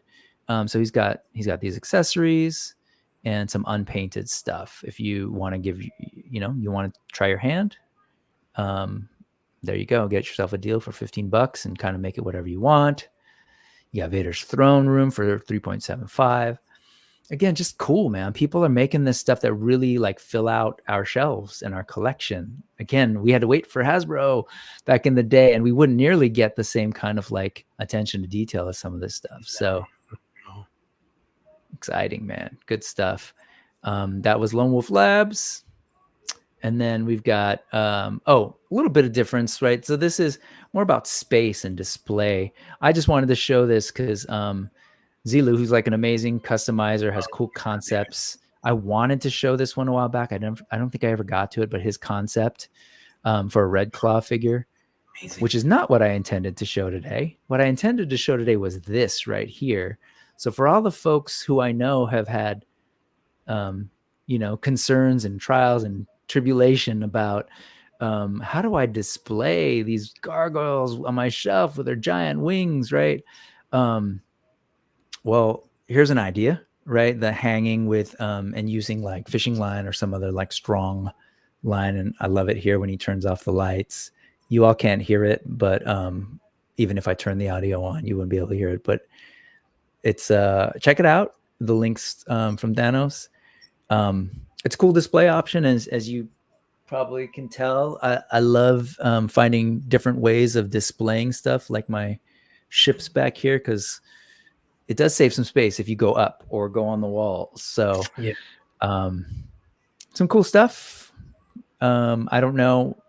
I know I can see what's going on over there, and I've seen your where you had Battle Cat for a while behind you, or like to the right when you do your Instagram lives. But I don't know if you'd ever consider hanging some of these stuff up. You got any flying characters that this would make sense for? Well, it's an interesting thing you mentioned, because I'm in the process of changing up my display, and right now it's this is like the main bookshelf. So I got Marvel Legends. It's filling up. Thundercats. So what I want to do is I want to switch things up. I want to do like I want to get rid of the Marvel Legends on the top and just fill that up with gargoyles. But then I see the whole concern about the wingspan of these characters. Obviously we have, with every other release, we're getting the folded down kind of shroud type wings, but not everybody has them yet. So it's kind of a challenge, but I love what Zelu did here, where he hung them from the ceiling. And the only Yep. thing my concern is, what would be an absolute nightmare, is dusting these things. Oh, sure. They're while being displayed. They'll be Fair so enough. in dust, man. What I love about this is like when he switches on the lights Mhm. right here, and you see the shadows cast. Yeah, Dude, that's hot. Especially here at the end, you see sort of like there's this little baby gargoyle, little baby Angela just chilling. yeah. Maybe get crowd. There you go, and you see the little shadow. I love how Oh Goliath is man. carrying Eliza. That's awesome. Oh yeah. He's totally like carrying her. Yeah, that's fantastic right there. That's good stuff, man. Anyway, yeah, man. There's just too many good things. Let's see if we can keep going. Oh, we're getting close on time here. Let me. What else do we got going? Customs. Do you either customize or have you picked up any customizers' work? Is that a I thing haven't that's picked up part of your? any work, but I could show Uh, you a sneak peek on one of the customs I've been ooh, working on for a minute now. ooh. Oops. Oh, Why can't I do? Oh, I can't do a slate. I know why I can't do that. Hold on a second. Let me get you in here, and let me go ahead and hide. Go for it. so if Oh, you're familiar with the ooh, colors, nice color choice, man. you That's kind dope. of. So this is basically my second Thundercats tribute, Mythic Legion, and Ah, I am between. What's really keeping me from finalizing this thing is I don't know what head to use, because the Super 7 head is slightly too big, and there's a custom head that I made a few years back. This was a oh, character. This is a character named Puma. I never knew shit about him. He was nice. a Marvel Legends kind of. Oh yeah. So what I did was with epoxy sculpt, I gave him a lion mane. Could you hold them a So I little sculpted closer? this hair, and then I did the harness. This is a classic retro Hercules, and basically, Oh yeah. Frankensteining all the pieces together, and it looks like fantastic Marvel Legends type Lion-O, you know. So I was thinking about using this head as well for the Mythic Legions, but I'm still kind of holding off to see if I come across any other head sculpts or anything like that. But and this is another piece Sorry for the sound, guys. that I have Ooh, planned. yeah. What you gonna do? Uh, I got you. what? You're keeping with the Thundercats theme? So you know Yeah, what we it is. got ourselves. Yeah. We got ourselves someone who's into the ancient spirits of evil. And I can kind of get that whole crooked old man type of pose. You know, I don't know if I'm going to use this piece or if I'm going to remove it, but um, my plans for the bandages is to be organic. So I'm thinking about Mm-hmm. using some sort of material to bandage the body Okay. uh, Yeah. while still preserving the articulation. But yeah, that's a couple of the little works in progress that I have. Lately, You I've been know, doing a lot more 2D stuff, but those are pieces that I definitely want to finish. I want to say I'm giving myself a deadline now, because I feel like that helps sometimes. sure. Um, Yeah, get you I think I moving. want to have them finished by the end of January. And I apologize for all the noise because while you were there, I was trying to find, which I can't find right now, of course. But I actually worked with Headhunter Customs to create special neck pegs that fit Super 7 heads. Oh, cool. So you could actually take and I've done this where you take a Lion-O head and you Hmm. put it on that special peg and put it right on that body, especially since you're not using a barbarian body where it has a removable neck. Yeah, what I was looking And at was, like, for example, I think it's just you think it's I a little too don't. big? Yeah, I think the lino head would need to be scaled down, even though like the neck would be further down, but it just doesn't look proportionate. I'll try and share after we get off, if I can find it. Because what's the problem that's going on with that one in particular is because you've got the that neck. Yeah, The that big existing fat Mythic neck. Legion's neck is actually neck is longer, Okay. so it looks weird. But when it's a little lower, and I'll show you. I'll show you. I'm bummed that I couldn't find it real quick. But it works. So just something to think about, because obviously, like I love the Super 7 sculpts. So I think they did a great job. But anyway, customizers, man. So Steph is awesome. Yeah, so you're totally familiar with Steph Delatour's work. I just kind of wanted to highlight one in particular. Well, no, actually make it two, since we're here. Let's start with this one. No, actually just the one. Let's look at this one. I'm a big AWOC guy, as folks know. I do a show called AWOC Talk with Adam Highly Articulated. So yeah, I think this custom, man, taking Kali and creating this armor is gorgeous, and the sort of way that it's painted up. This was all stuff that he was showing this weekend at New Jersey Toy Con. That is sick. Yeah, and I'm assuming this is from that McFarlane Mythic Legion. I'm sorry, McFarlane Mortal Kombat character. Yeah, that is. Yeah, and sort of was able to get this head in there, and that's fantastic. I have that figure, and I was like, "Ooh, that's an idea," because that fig can't move for Jack. So just sort of seeing this with all the armor, man, I think that's a cooler way of kind of doing like a Mashika character, but with Kali. I dig it. Steph does amazing work. Definitely, folks should check him out. Last week, I shared Giovanni Bla's stuff. I kind of featured it in depth. And so normally I'd kind of move on to somebody else, but like, come on, man, show enough. That's amazing.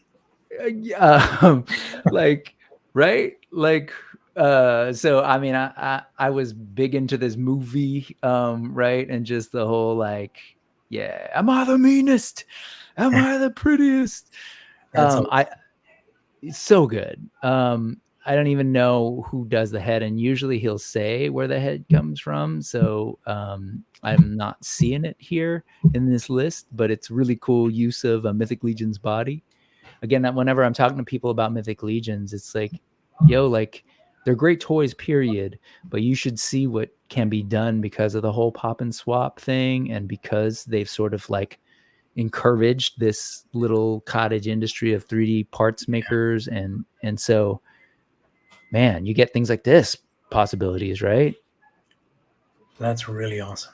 I love the details that he does, like little things like this that kind of just dope, man. Anyway, like there you go. Again, I don't know who the heads are by, and I'll try and track them down, but I think that's super cool. But yeah, great stuff. I'm totally blanking now. What is that movie called? It's not The Last Dragon. Is it The Last Dragon? This is what happens, man. I'm old. Is it with Bruce Leroy? I think so. Oh my God. If not, that just shows you my brain. So anyway, cool to check out. Real quick, I don't want to get too far behind because I've been doing this. People are chiming in, but after the fact, I forget there's a delay. Ray Paz is saying the whole thing about like not wanting to mess with the ceilings for that gargoyles thing. Absolutely. So yeah, keep them in box for now. And whenever you get to a place where you feel comfortable doing that, the holes don't have to be too big, but I hear you. You know, I think you'd have a lot to say about this. I wish someone would take over the Thundercats toy IP from Super 7. Yeah, I've heard you speak on this before. Yeah, I think like, you know, right now it's like Super 7 has like a monopoly, I almost want to say, with Thundercats property. I think the reason the line is so successful in comparison to other Ultimates is because nobody else is doing Thundercats, you know? Right. And it's because how far down the rabbit hole they've gone with the IP, you know, Cat's Lair, you know, doing super ancillary characters like like the reptilian soldiers and stuff like that, where it's just Yep. like, okay, wow, I never expected this. Um, I would love to see someone else step in, maybe not domestically, but I would love to see like one of these third party companies Sure. jump in, or you know, Muffex or something like that. But I just, what I want to see is more versatility. I want to be able to put Lionel holding up the sword aloft over his head. You Mm-hmm. can't do that with Ultimates. Yep. Um, Yeah. little things, like the knee joints, the way they're fabricated. You can only bend the knee so far because the back of the calf hits the back of the thigh. Yep. Um, the engineering aspect, and I've even talked to Brian about this in the past, where it's just like they should rethink the engineering and the jointing, so that these figures become more versatile. You know, um, I love what they're doing. I guess mainly because they're doing it all. They're covering everything. Can't wait for the new Snarf wave that's shipping really soon. Yep. Hoping that the QC and everything's up to par. But yeah, I would love to see someone else. One particular company that I would absolutely love to see take on Thundercats is Mondo. I would love to Oh. see 1/6 scale Thundercats, like the absolute premium ultimate representation of a Lion-O in 12-inch. Yep. Man, like if they did that too, again, it wouldn't be competing, but it would just be, yeah, no, that's a fascinating idea. And they'd be amazing. And they do their own little twist on them so that they would be also kind of like, new versions. Right. Ray Paz is going with Jada, which I could see that too. That'd be kind of rad. I like the bigger figures though, but if they, and they're doing that with Cyberpunk, they're going a little bit bigger than they did with Street Fighter. That'd be rad. Stars asking, how accurate are the prototypes of the production pieces usually concerning Super 7? Yeah, that's the struggle. It's like it hasn't been consistent, and they've said that they have had different like factory changes and other issues in between, like during those periods. So it's kind of hard to say like what are we getting now moving forward. Yeah, and I've seen that a lot of the renders. I mean, they are renders, so it's a challenge. So I don't know what to say, but I definitely seen some that were like, ooh, kind of off the mark, and then others are fine. So like that, you mentioned the not Slithe, but the Reptilians. Man, I love those figures. Like that, they look great. The last couple ones I've gotten, perfect. Metaluna Mutant, the worst stuff. So I don't know. I don't know what to say about it, but I hear you. Like I would love the Homondo idea is perfect, man. Like, yeah. Anyways, now we're thinking like customizers. It's like, what if? Let's go ahead and close out this section by looking quickly at toy culprits. And the one that I wanted to specifically look at was this. It's another Horseman one, but what I liked about this one is it's using parts that we don't normally see used. So these are like the bird torso from their stuff. And I love that. And it's cool because you got the skeleton like doing the forearm thing coming out of the pauldrons is what he's got going on there. Using some of the cool soft goods coming out of Sun Wukong. And just again, like if they had the molds for these and the tools, which they don't, is my understanding, like all of these bird characters, they lost the tooling for. So they would have to retool if they wanted to go back to some of these parts, but they were gorgeous, like that armor. So I like that people are taking advantage of them and kind of like, showing us some customs using them. Yeah. So this is out of showing them off at Legion's Con. And then last but not least, for the sort of customs corner, David Williams, easily one of my hands down favorite customizers because of, well, I don't know how far down it is, but I'll just say there's this one that like is constantly like on my brain. I'll show it and then I'll come back because anytime I can give this thing oh, here you go. Have you seen this? That's using a Super 7 head. So, okay. It works. I think it is a little larger, but it works. Yeah, the head is a little off scale for me, I think. Yeah. It's funny because that's kind of like the same, almost, let me see, the boots. It looks like it's the same recipe. Was it Romulus you used? I got No, I used God, what's his name? The one in the burgundy red armor. The new Forget. one, No, no, Vorgus. Oh, I was gonna say you painted that Vorgus. no, No. no, no. The difference is I painted this part white to resemble the white piece on the top of the Yeah, boots. yeah, yeah, yeah, yeah. And yeah, I'm still working on. I wonder how he did this. I might have to reach out to him, see how he got, if he molded that or Dude, something. man, he's a super cool guy, super chill, incredibly talented, like his illustrations. But yeah, it's a cool take. I dug this, and then but this was I'm gonna get there. It's like so far down. I'm just gonna show this for Thanos because he's a Guts fan, and yeah. So this is the David Williams section of the show. It's like I really should just move on, but oh man, I can't find it now. Of course, I can't find it. He did a link that has been like stuck in my brain, and he did Epona as well. Here it is. Man, this just totally does it for me. And I know it's a little bit different, maybe from the way Link has been depicted, but you know, if folks are familiar with the character, it's cool. Link comes in many shapes and sizes, and I love this take on it, man. If I could get a figure like this, I absolutely make it myself. His buzz off Yes, is fantastic. Yep, this one. So this is great, absolutely. And what I wanted to actually show tonight was another oh, look at the wings, so gorgeous. Yeah, was another Motu one that he dropped, the clawful. Yes.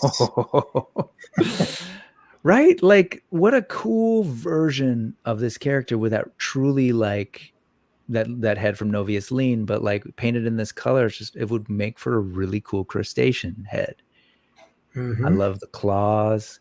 That right claw is awesome. That's from the Sphexians from Cosmic Legions, and this is from Kragnar. Just again, really cool. Like, this is what happens when a studio like Four Horsemen says, like, yeah, we're making toys. We want to do it in a way that's, you know, you can modular, so you can pull things apart. And we want to, you know, to a certain extent, do as much as we can to encourage customizers to go out and make pieces. And here it is, like pre-painted, which frankly looks pretty damn cool. Yeah. Just like this. Right. Just and then people pick up on it, man. So I think that's definitely one of the things that has made Mythic Legion so popular, is the modularity, the potential to create your own characters, you know. Yeah, man, this stuff is fantastic. David's a gem, man. I got to meet him in May when the very first time they did like a Mythic Legions event here on the West Coast, up in Sacramento, and just again, really cool guy, tattoo artist by trade, just filled with creativity. I grabbed a couple of his custom heads that he painted. Yeah, so his customs on point. Anyway, I know we've been going long, man, and I appreciate you jumping on, even though you were able to do this. Let's go and finish this off real quick with the final section, which is called "That's What's Up," where we talk a little bit more in depth. Even though we've kind of taken some fun little detours and ended up spending time on people in a little bit more in depth way. I wanted to focus in today on a buddy, actually, from the Geek Dad Life Discord I met, and have been able to follow sort of his development as a 3D sculptor. He's been working on this. I remember when I met him like a little over a year ago, he was sharing stuff there and was like, yeah, I'm just trying this stuff out. And he was just like, damn, he's learning fast. And like, you just, again, putting in the 10,000 hours, right, to hone his craft. Have you heard the name Renders or Renders FX? No, I haven't heard of him. I think you'd be familiar, especially with some of the things that we've seen. But let me go ahead and show you a couple of things. So most recently, what caught my eye, he's working in different scales, and he's just like, he loves the sculpting and the engineering. So this was like the prototype, the concept, really. This was the design that he was sort of thinking about playing with. so these are for a line of things that he's calling sort of mythic monsters. If you haven't guessed from the figures that I feature here, I'm into monsters, I'm into creatures, I'm into animals. So when Renders did this is meant to be wearable. So this is like, here's the sort of idea of him kind of prototyping, and you see it in progress. This is where it's at right now. Oh, wow.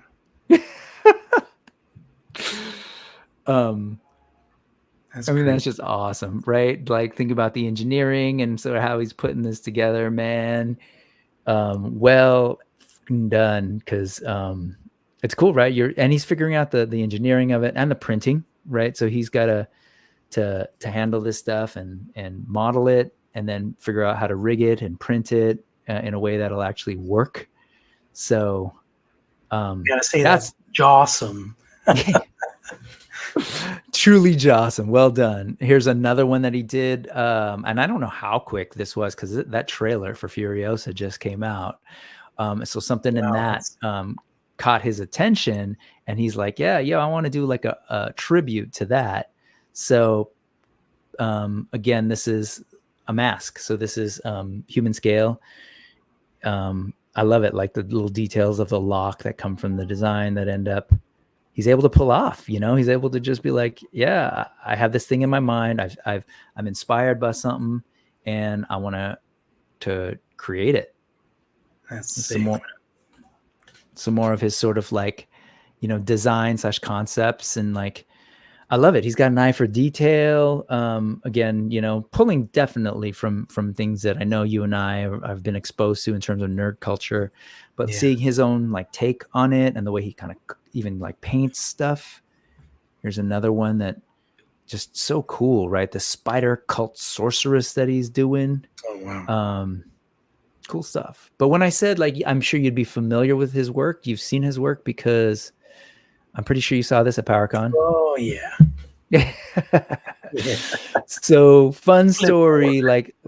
Like I said, like about a year ago, he shared some pictures of like this prototype project he was working on that was very like Masters of the Universe Origins like. And he shared like, yeah, man, I just love the Origins. He was saying like, this is, in my mind, like one of the best systems for a figure and articulation and the pop and swap of it all.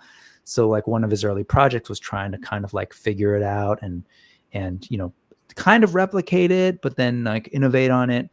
And that became Flipor, right? This character created by Mad Hatter of Mad Hatter Reviews on ToyTube. And so between him and some other people who I won't name, because I don't know, the other person seems kind of shy sometimes about saying what it is, or maybe even acknowledging that it's a project. So I won't name them. But someone I know, you and I both know, has one of these prototypes behind him in his videos. But anyway, this is a detail of the backpack, and it's really cool. Like I said, it's like, here's a guy who I know like a year and a half ago, or maybe a little less than that, was just sort of like playing with the idea of getting into 3D sculpting, and then connects with other folks in the community. And then, before you know it, he's actually like creating things that get produced. So it says here, this is again a Mad Hatter toy concept of his character Flipor, the toy flipper. He just did a rough sketch, and this is like Renders kind of taking that into reality. Ramen Toy may or may not be producing these, because it's kind of unclear where this is going. So cool. I think absolutely cool. And he does other stuff that, like, if you're a nerd, and like if you're into Dr. Doom, for example, like he's doing some cool stuff, right? And here's just a detail of the mask. But like I said, the dude's just like working and built a relationship, and is now, if you're familiar with his Musk, being sold, being offered by Ramen Toys. Here you go. Ace is putting this up, and Ace is working with Renders to do this. So like that was them working together to like, Ace had a vision. They worked together to concept it out.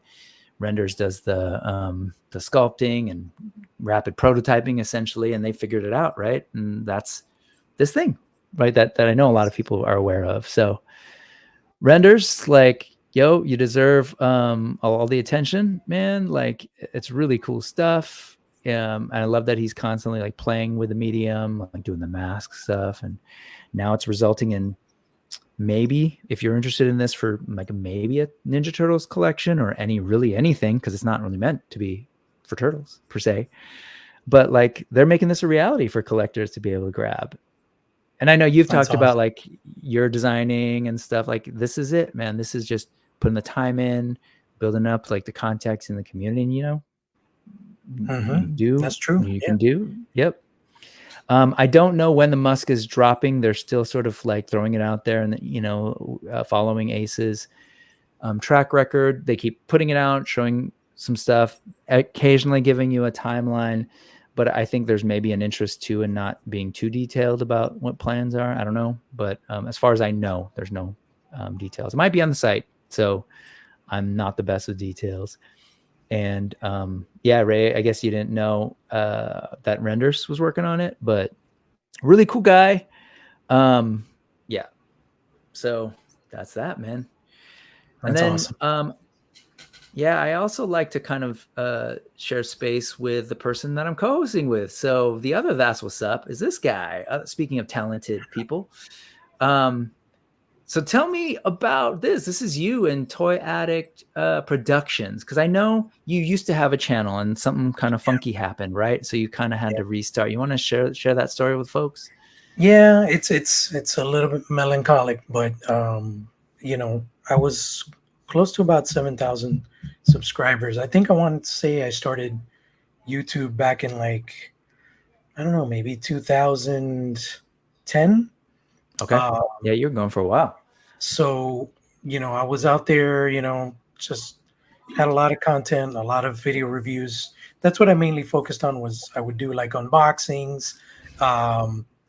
If I remember, I had the privilege to actually do the first look at Mythic Legions. So Oh yeah. basically, Cornboy and Studio sent me out all these unpainted prototypes of the first wave of all hands. Nice. Okay. And I did a whole first look video on those. It was just a lot of awesome stuff, a lot of videos that I did with my son as he was growing up. All that content is gone now because I didn't have backups for that stuff. But basically, what happened was one day I got some weird email, and I guess they ended up hacking that email, and that email was linked to my YouTube.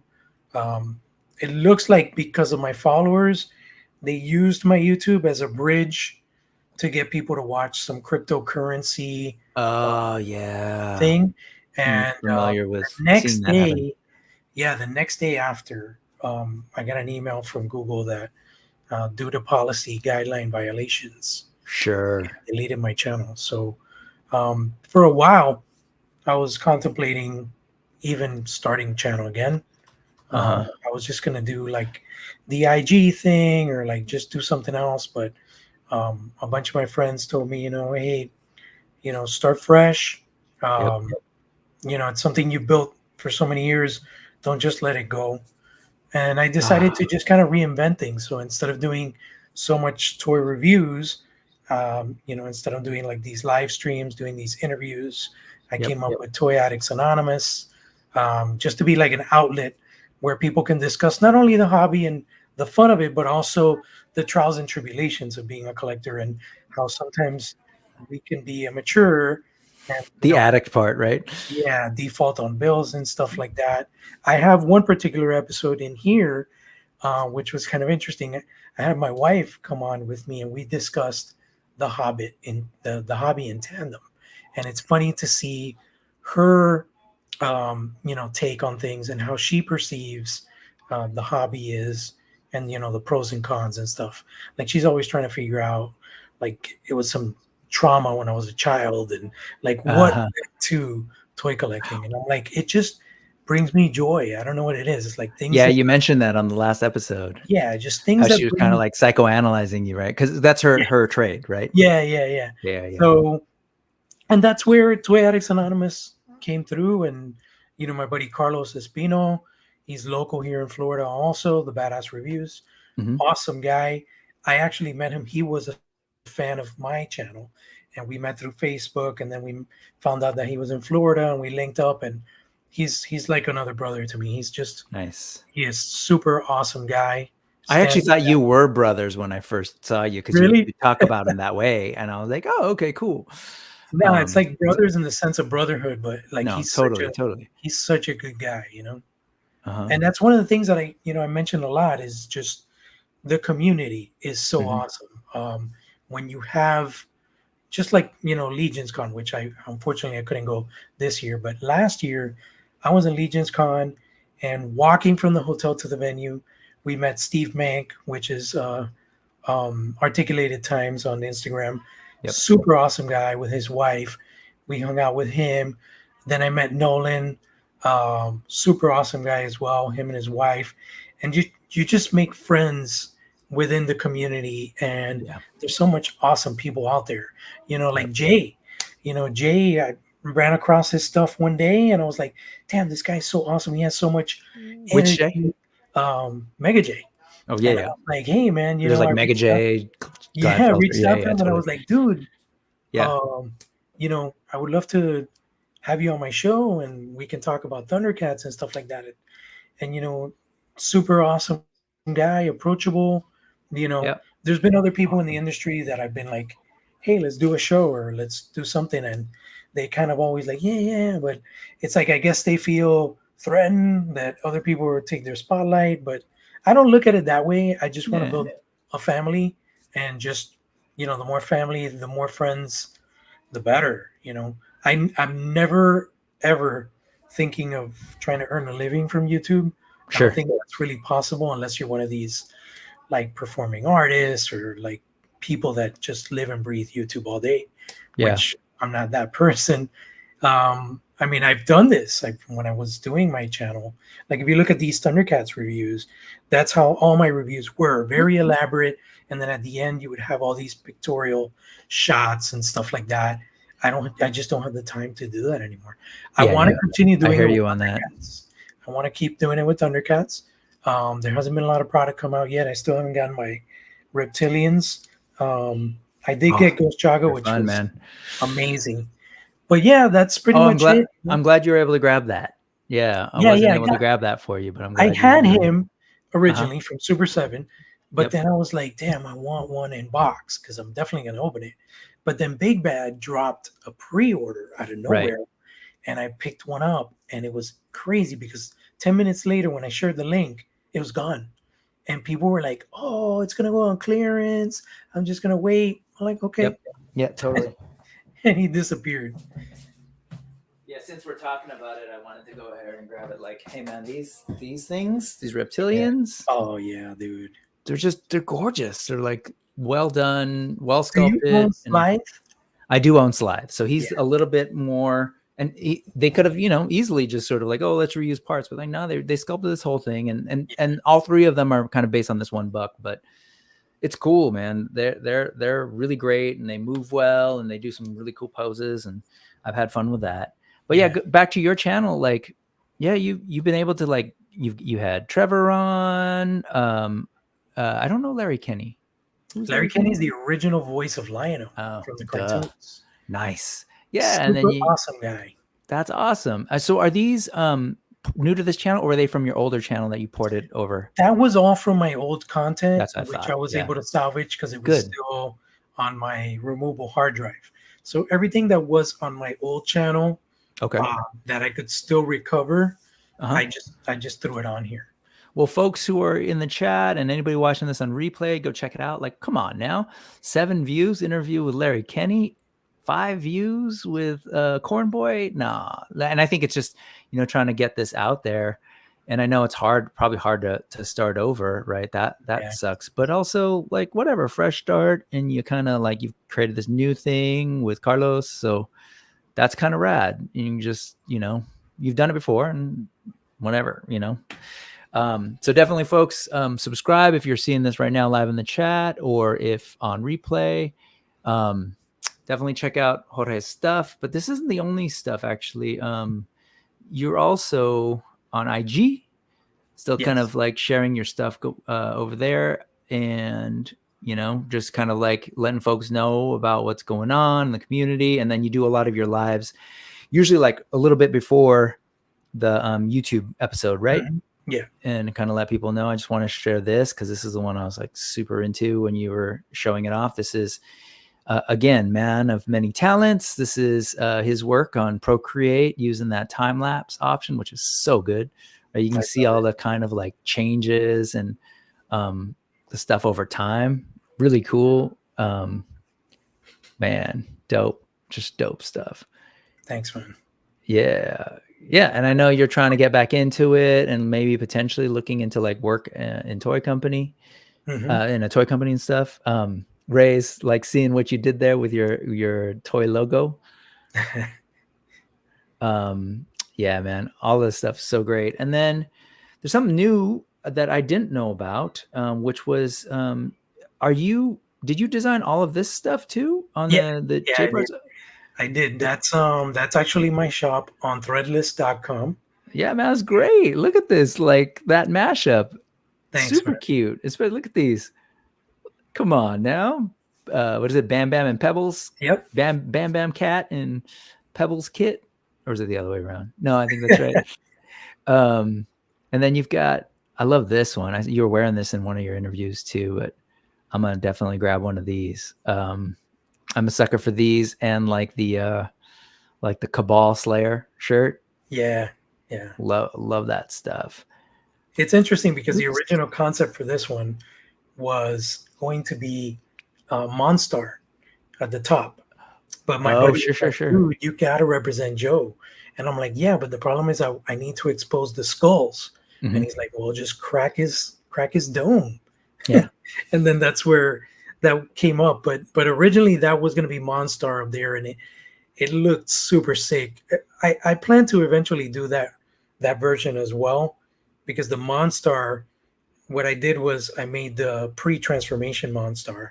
Oh, sure. That looks like a lion, that real like grudgy, like rock and roll looking monster, and he looked awesome with a skull face. I love the choice here of the Alcala kind of look. Oh yeah. Yeah. Alcala. You know what you could have done here and would have pissed off a lot of people is if you made it like a snake skull, because he was once a man. Oh yeah. Yeah. Let's see, where else did we go? Yeah, man, this is really cool stuff. I'm a sucker for this kind of stuff. So I will definitely, oh man, I will definitely grab some of these. These are great. So yeah, this is like a whole line that I'm kind of came up with, where it's like just a mashup of popular iconic cereal mascots meet popular pop culture horror or pop culture films. So this is obviously Clockwork Orange. Yeah. And the other one that I did was, and the other one I did was the is Captain Crunch as Captain Spaulding.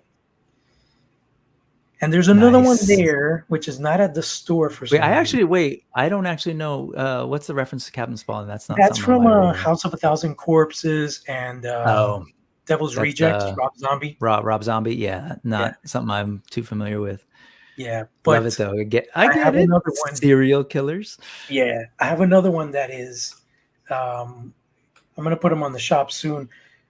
It's basically Count Chocula mashup with Count Barlow from the God, what's the name? I love that movie. I can't believe I forgot the name right now. Salem's Lot. Barlow? Salem's Lot. Oh, okay. Yeah. Count Barlow, if you've seen the movie, he's like very similar to Nosferatu, but he has like blue skin, and it's basically a vampire that buys real estate. He buys a home in Salem's Lot, and he lives in the basement. And then, it's a really awesome movie. It's from the mid 70s, but I think they're remaking it. They were supposed to come out in theaters, but I think it's going to be coming out like an Amazon or Netflix, straight to digital. Okay. Yeah, it's been a while since I've seen Salem's Lot, but But yeah, that's great, man. And like, again, multi-talented, you're doing a bunch of stuff. Oh, I didn't say this. I just clocking that everything is on sale, $15 tees plus free shipping. So Yeah, definitely go there, use the thing, and grab some shirts right now, and show Jorge some love for J Parts 26.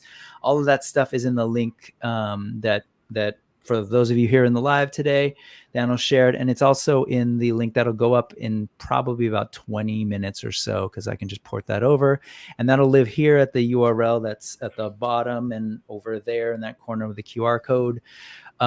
Check it out. I too have been messing with or have messed with t-shirt designs. I've used Redbubble, and I'll have to get your thoughts on Redbubble versus Threadless and all that, but it was also an outlet for me just to let me create this thing. And it's usually like, what do I want to wear? So let me just create something that I want to buy for myself, and then I just kind of let it sit there. Yeah. But I've done like Brick Something stuff. So folks are interested, that's there too.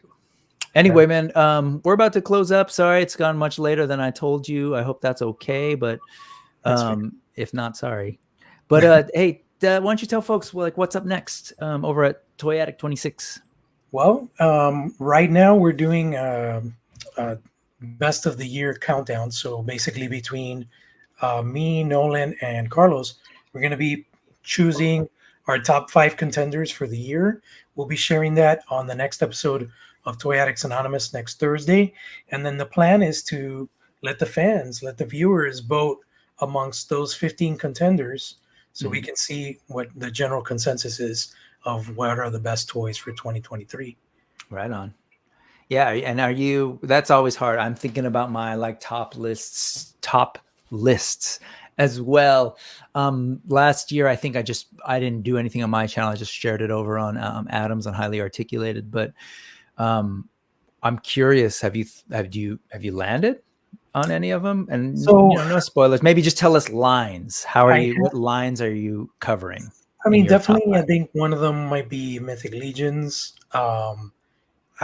There's one particular figure that I want to make it to that, but I don't have it in my hand yet. And that's but I have a feeling he's going to be a definite scene stopper. It's the Mezco 112 Collective Doctor Doom. I think that figure is going to be amazing, dude. I don't know if I'm going to have it by year end though. So it's because I know they're processing orders, but between the charging and the actual distribution and shipping by Mezco, I don't know if people are going to get them in time for Christmas. It's cutting it really short. Another contender for me is definitely Full Eye Planet veteran Williams. He's amazing, very versatile. You can customize him, change up his looks. And I really have to kind of sit down and kind of go and look around. Unfortunately, there's a lot of things that I've received that I haven't been able to open, just haven't had the time. I got the looking at it right now. I haven't opened that one. Is the Dungeons and Dragons War Duke from NECA. NECA. That's an amazing figure, just visually. So I want to see how it is tangibly when you take him out of the box and how he moves and all that stuff. So yeah, I'm planning to get that list done definitely by Thursday. So I'll have my picks by then. It's hard. It's always hard to kind of do that. The only person that I've really like there's also people who have different, criteria and stuff, but I got to say Dan Larson over on Secret Galaxy, the way he kind of has done it over time, where he have a bunch of figures on the table, and it's honest, because it's what is the criteria? It's whatever speaks to me at this moment, what I really love. And man, there's a bunch. I'm really loving this guy right now. And there's a couple. So I'm looking at right now, that's sort of on the board. There is a Legions figure, whether you call it cosmic or mythic, whatever. I'm just saying Legions. There's a Legions figure up in there. There's actually a Super 7 figure in there. There is a NECA figure, maybe one you're talking about, maybe not. What else do we got? Oh, and of course there's a Maestro Union figure up in there, and which is Fury Planet, and what is the memory toys. So that's where I'm at right now. There's a D20 that kind of was like close, but so anyways, there's stuff. So I'm into it, but so hard to pick. Yeah. So that's coming up. Toy Addicts is every Thursday? Every Thursday. Yeah, we're doing it every Thursday at 8 p.m. 8 p.m. your time, which is on the East Coast. Standard. 5 p.m. for any West Coast folks that are here. Yep. Right on, man. And definitely give them a follow and check out those shirts. Thank you for joining. I know I hope I didn't rush you or your daughter didn't got her fill of the... Everything worked out fine. Okay, cool.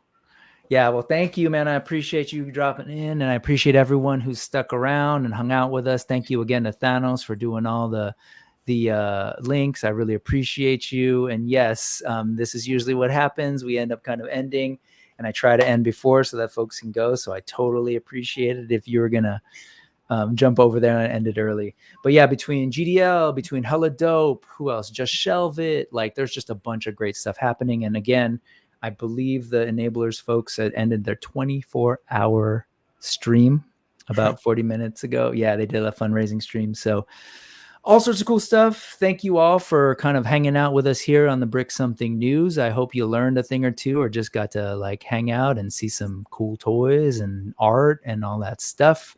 We do that here every Sunday, 4:30 p.m. Pacific, 7:30 Eastern. Next week, I'm going to be hanging out with the Collecting Brothers, which is going to be dope. Again, I gotta get Carlos up in here too, separately at some other time, so that I can get both of the Toy Addicts up in here. But yeah, man, it's beautiful. It's been a great way to kind of connect with folks and share space and talk toys. So thank you all for watching. Yeah, thank you again. Appreciate you. And we'll see everyone. Hope everyone has a great week. All right. Right, that's it. That's the ending. I don't have any great thing. I just sort of say peace, power, and all that stuff.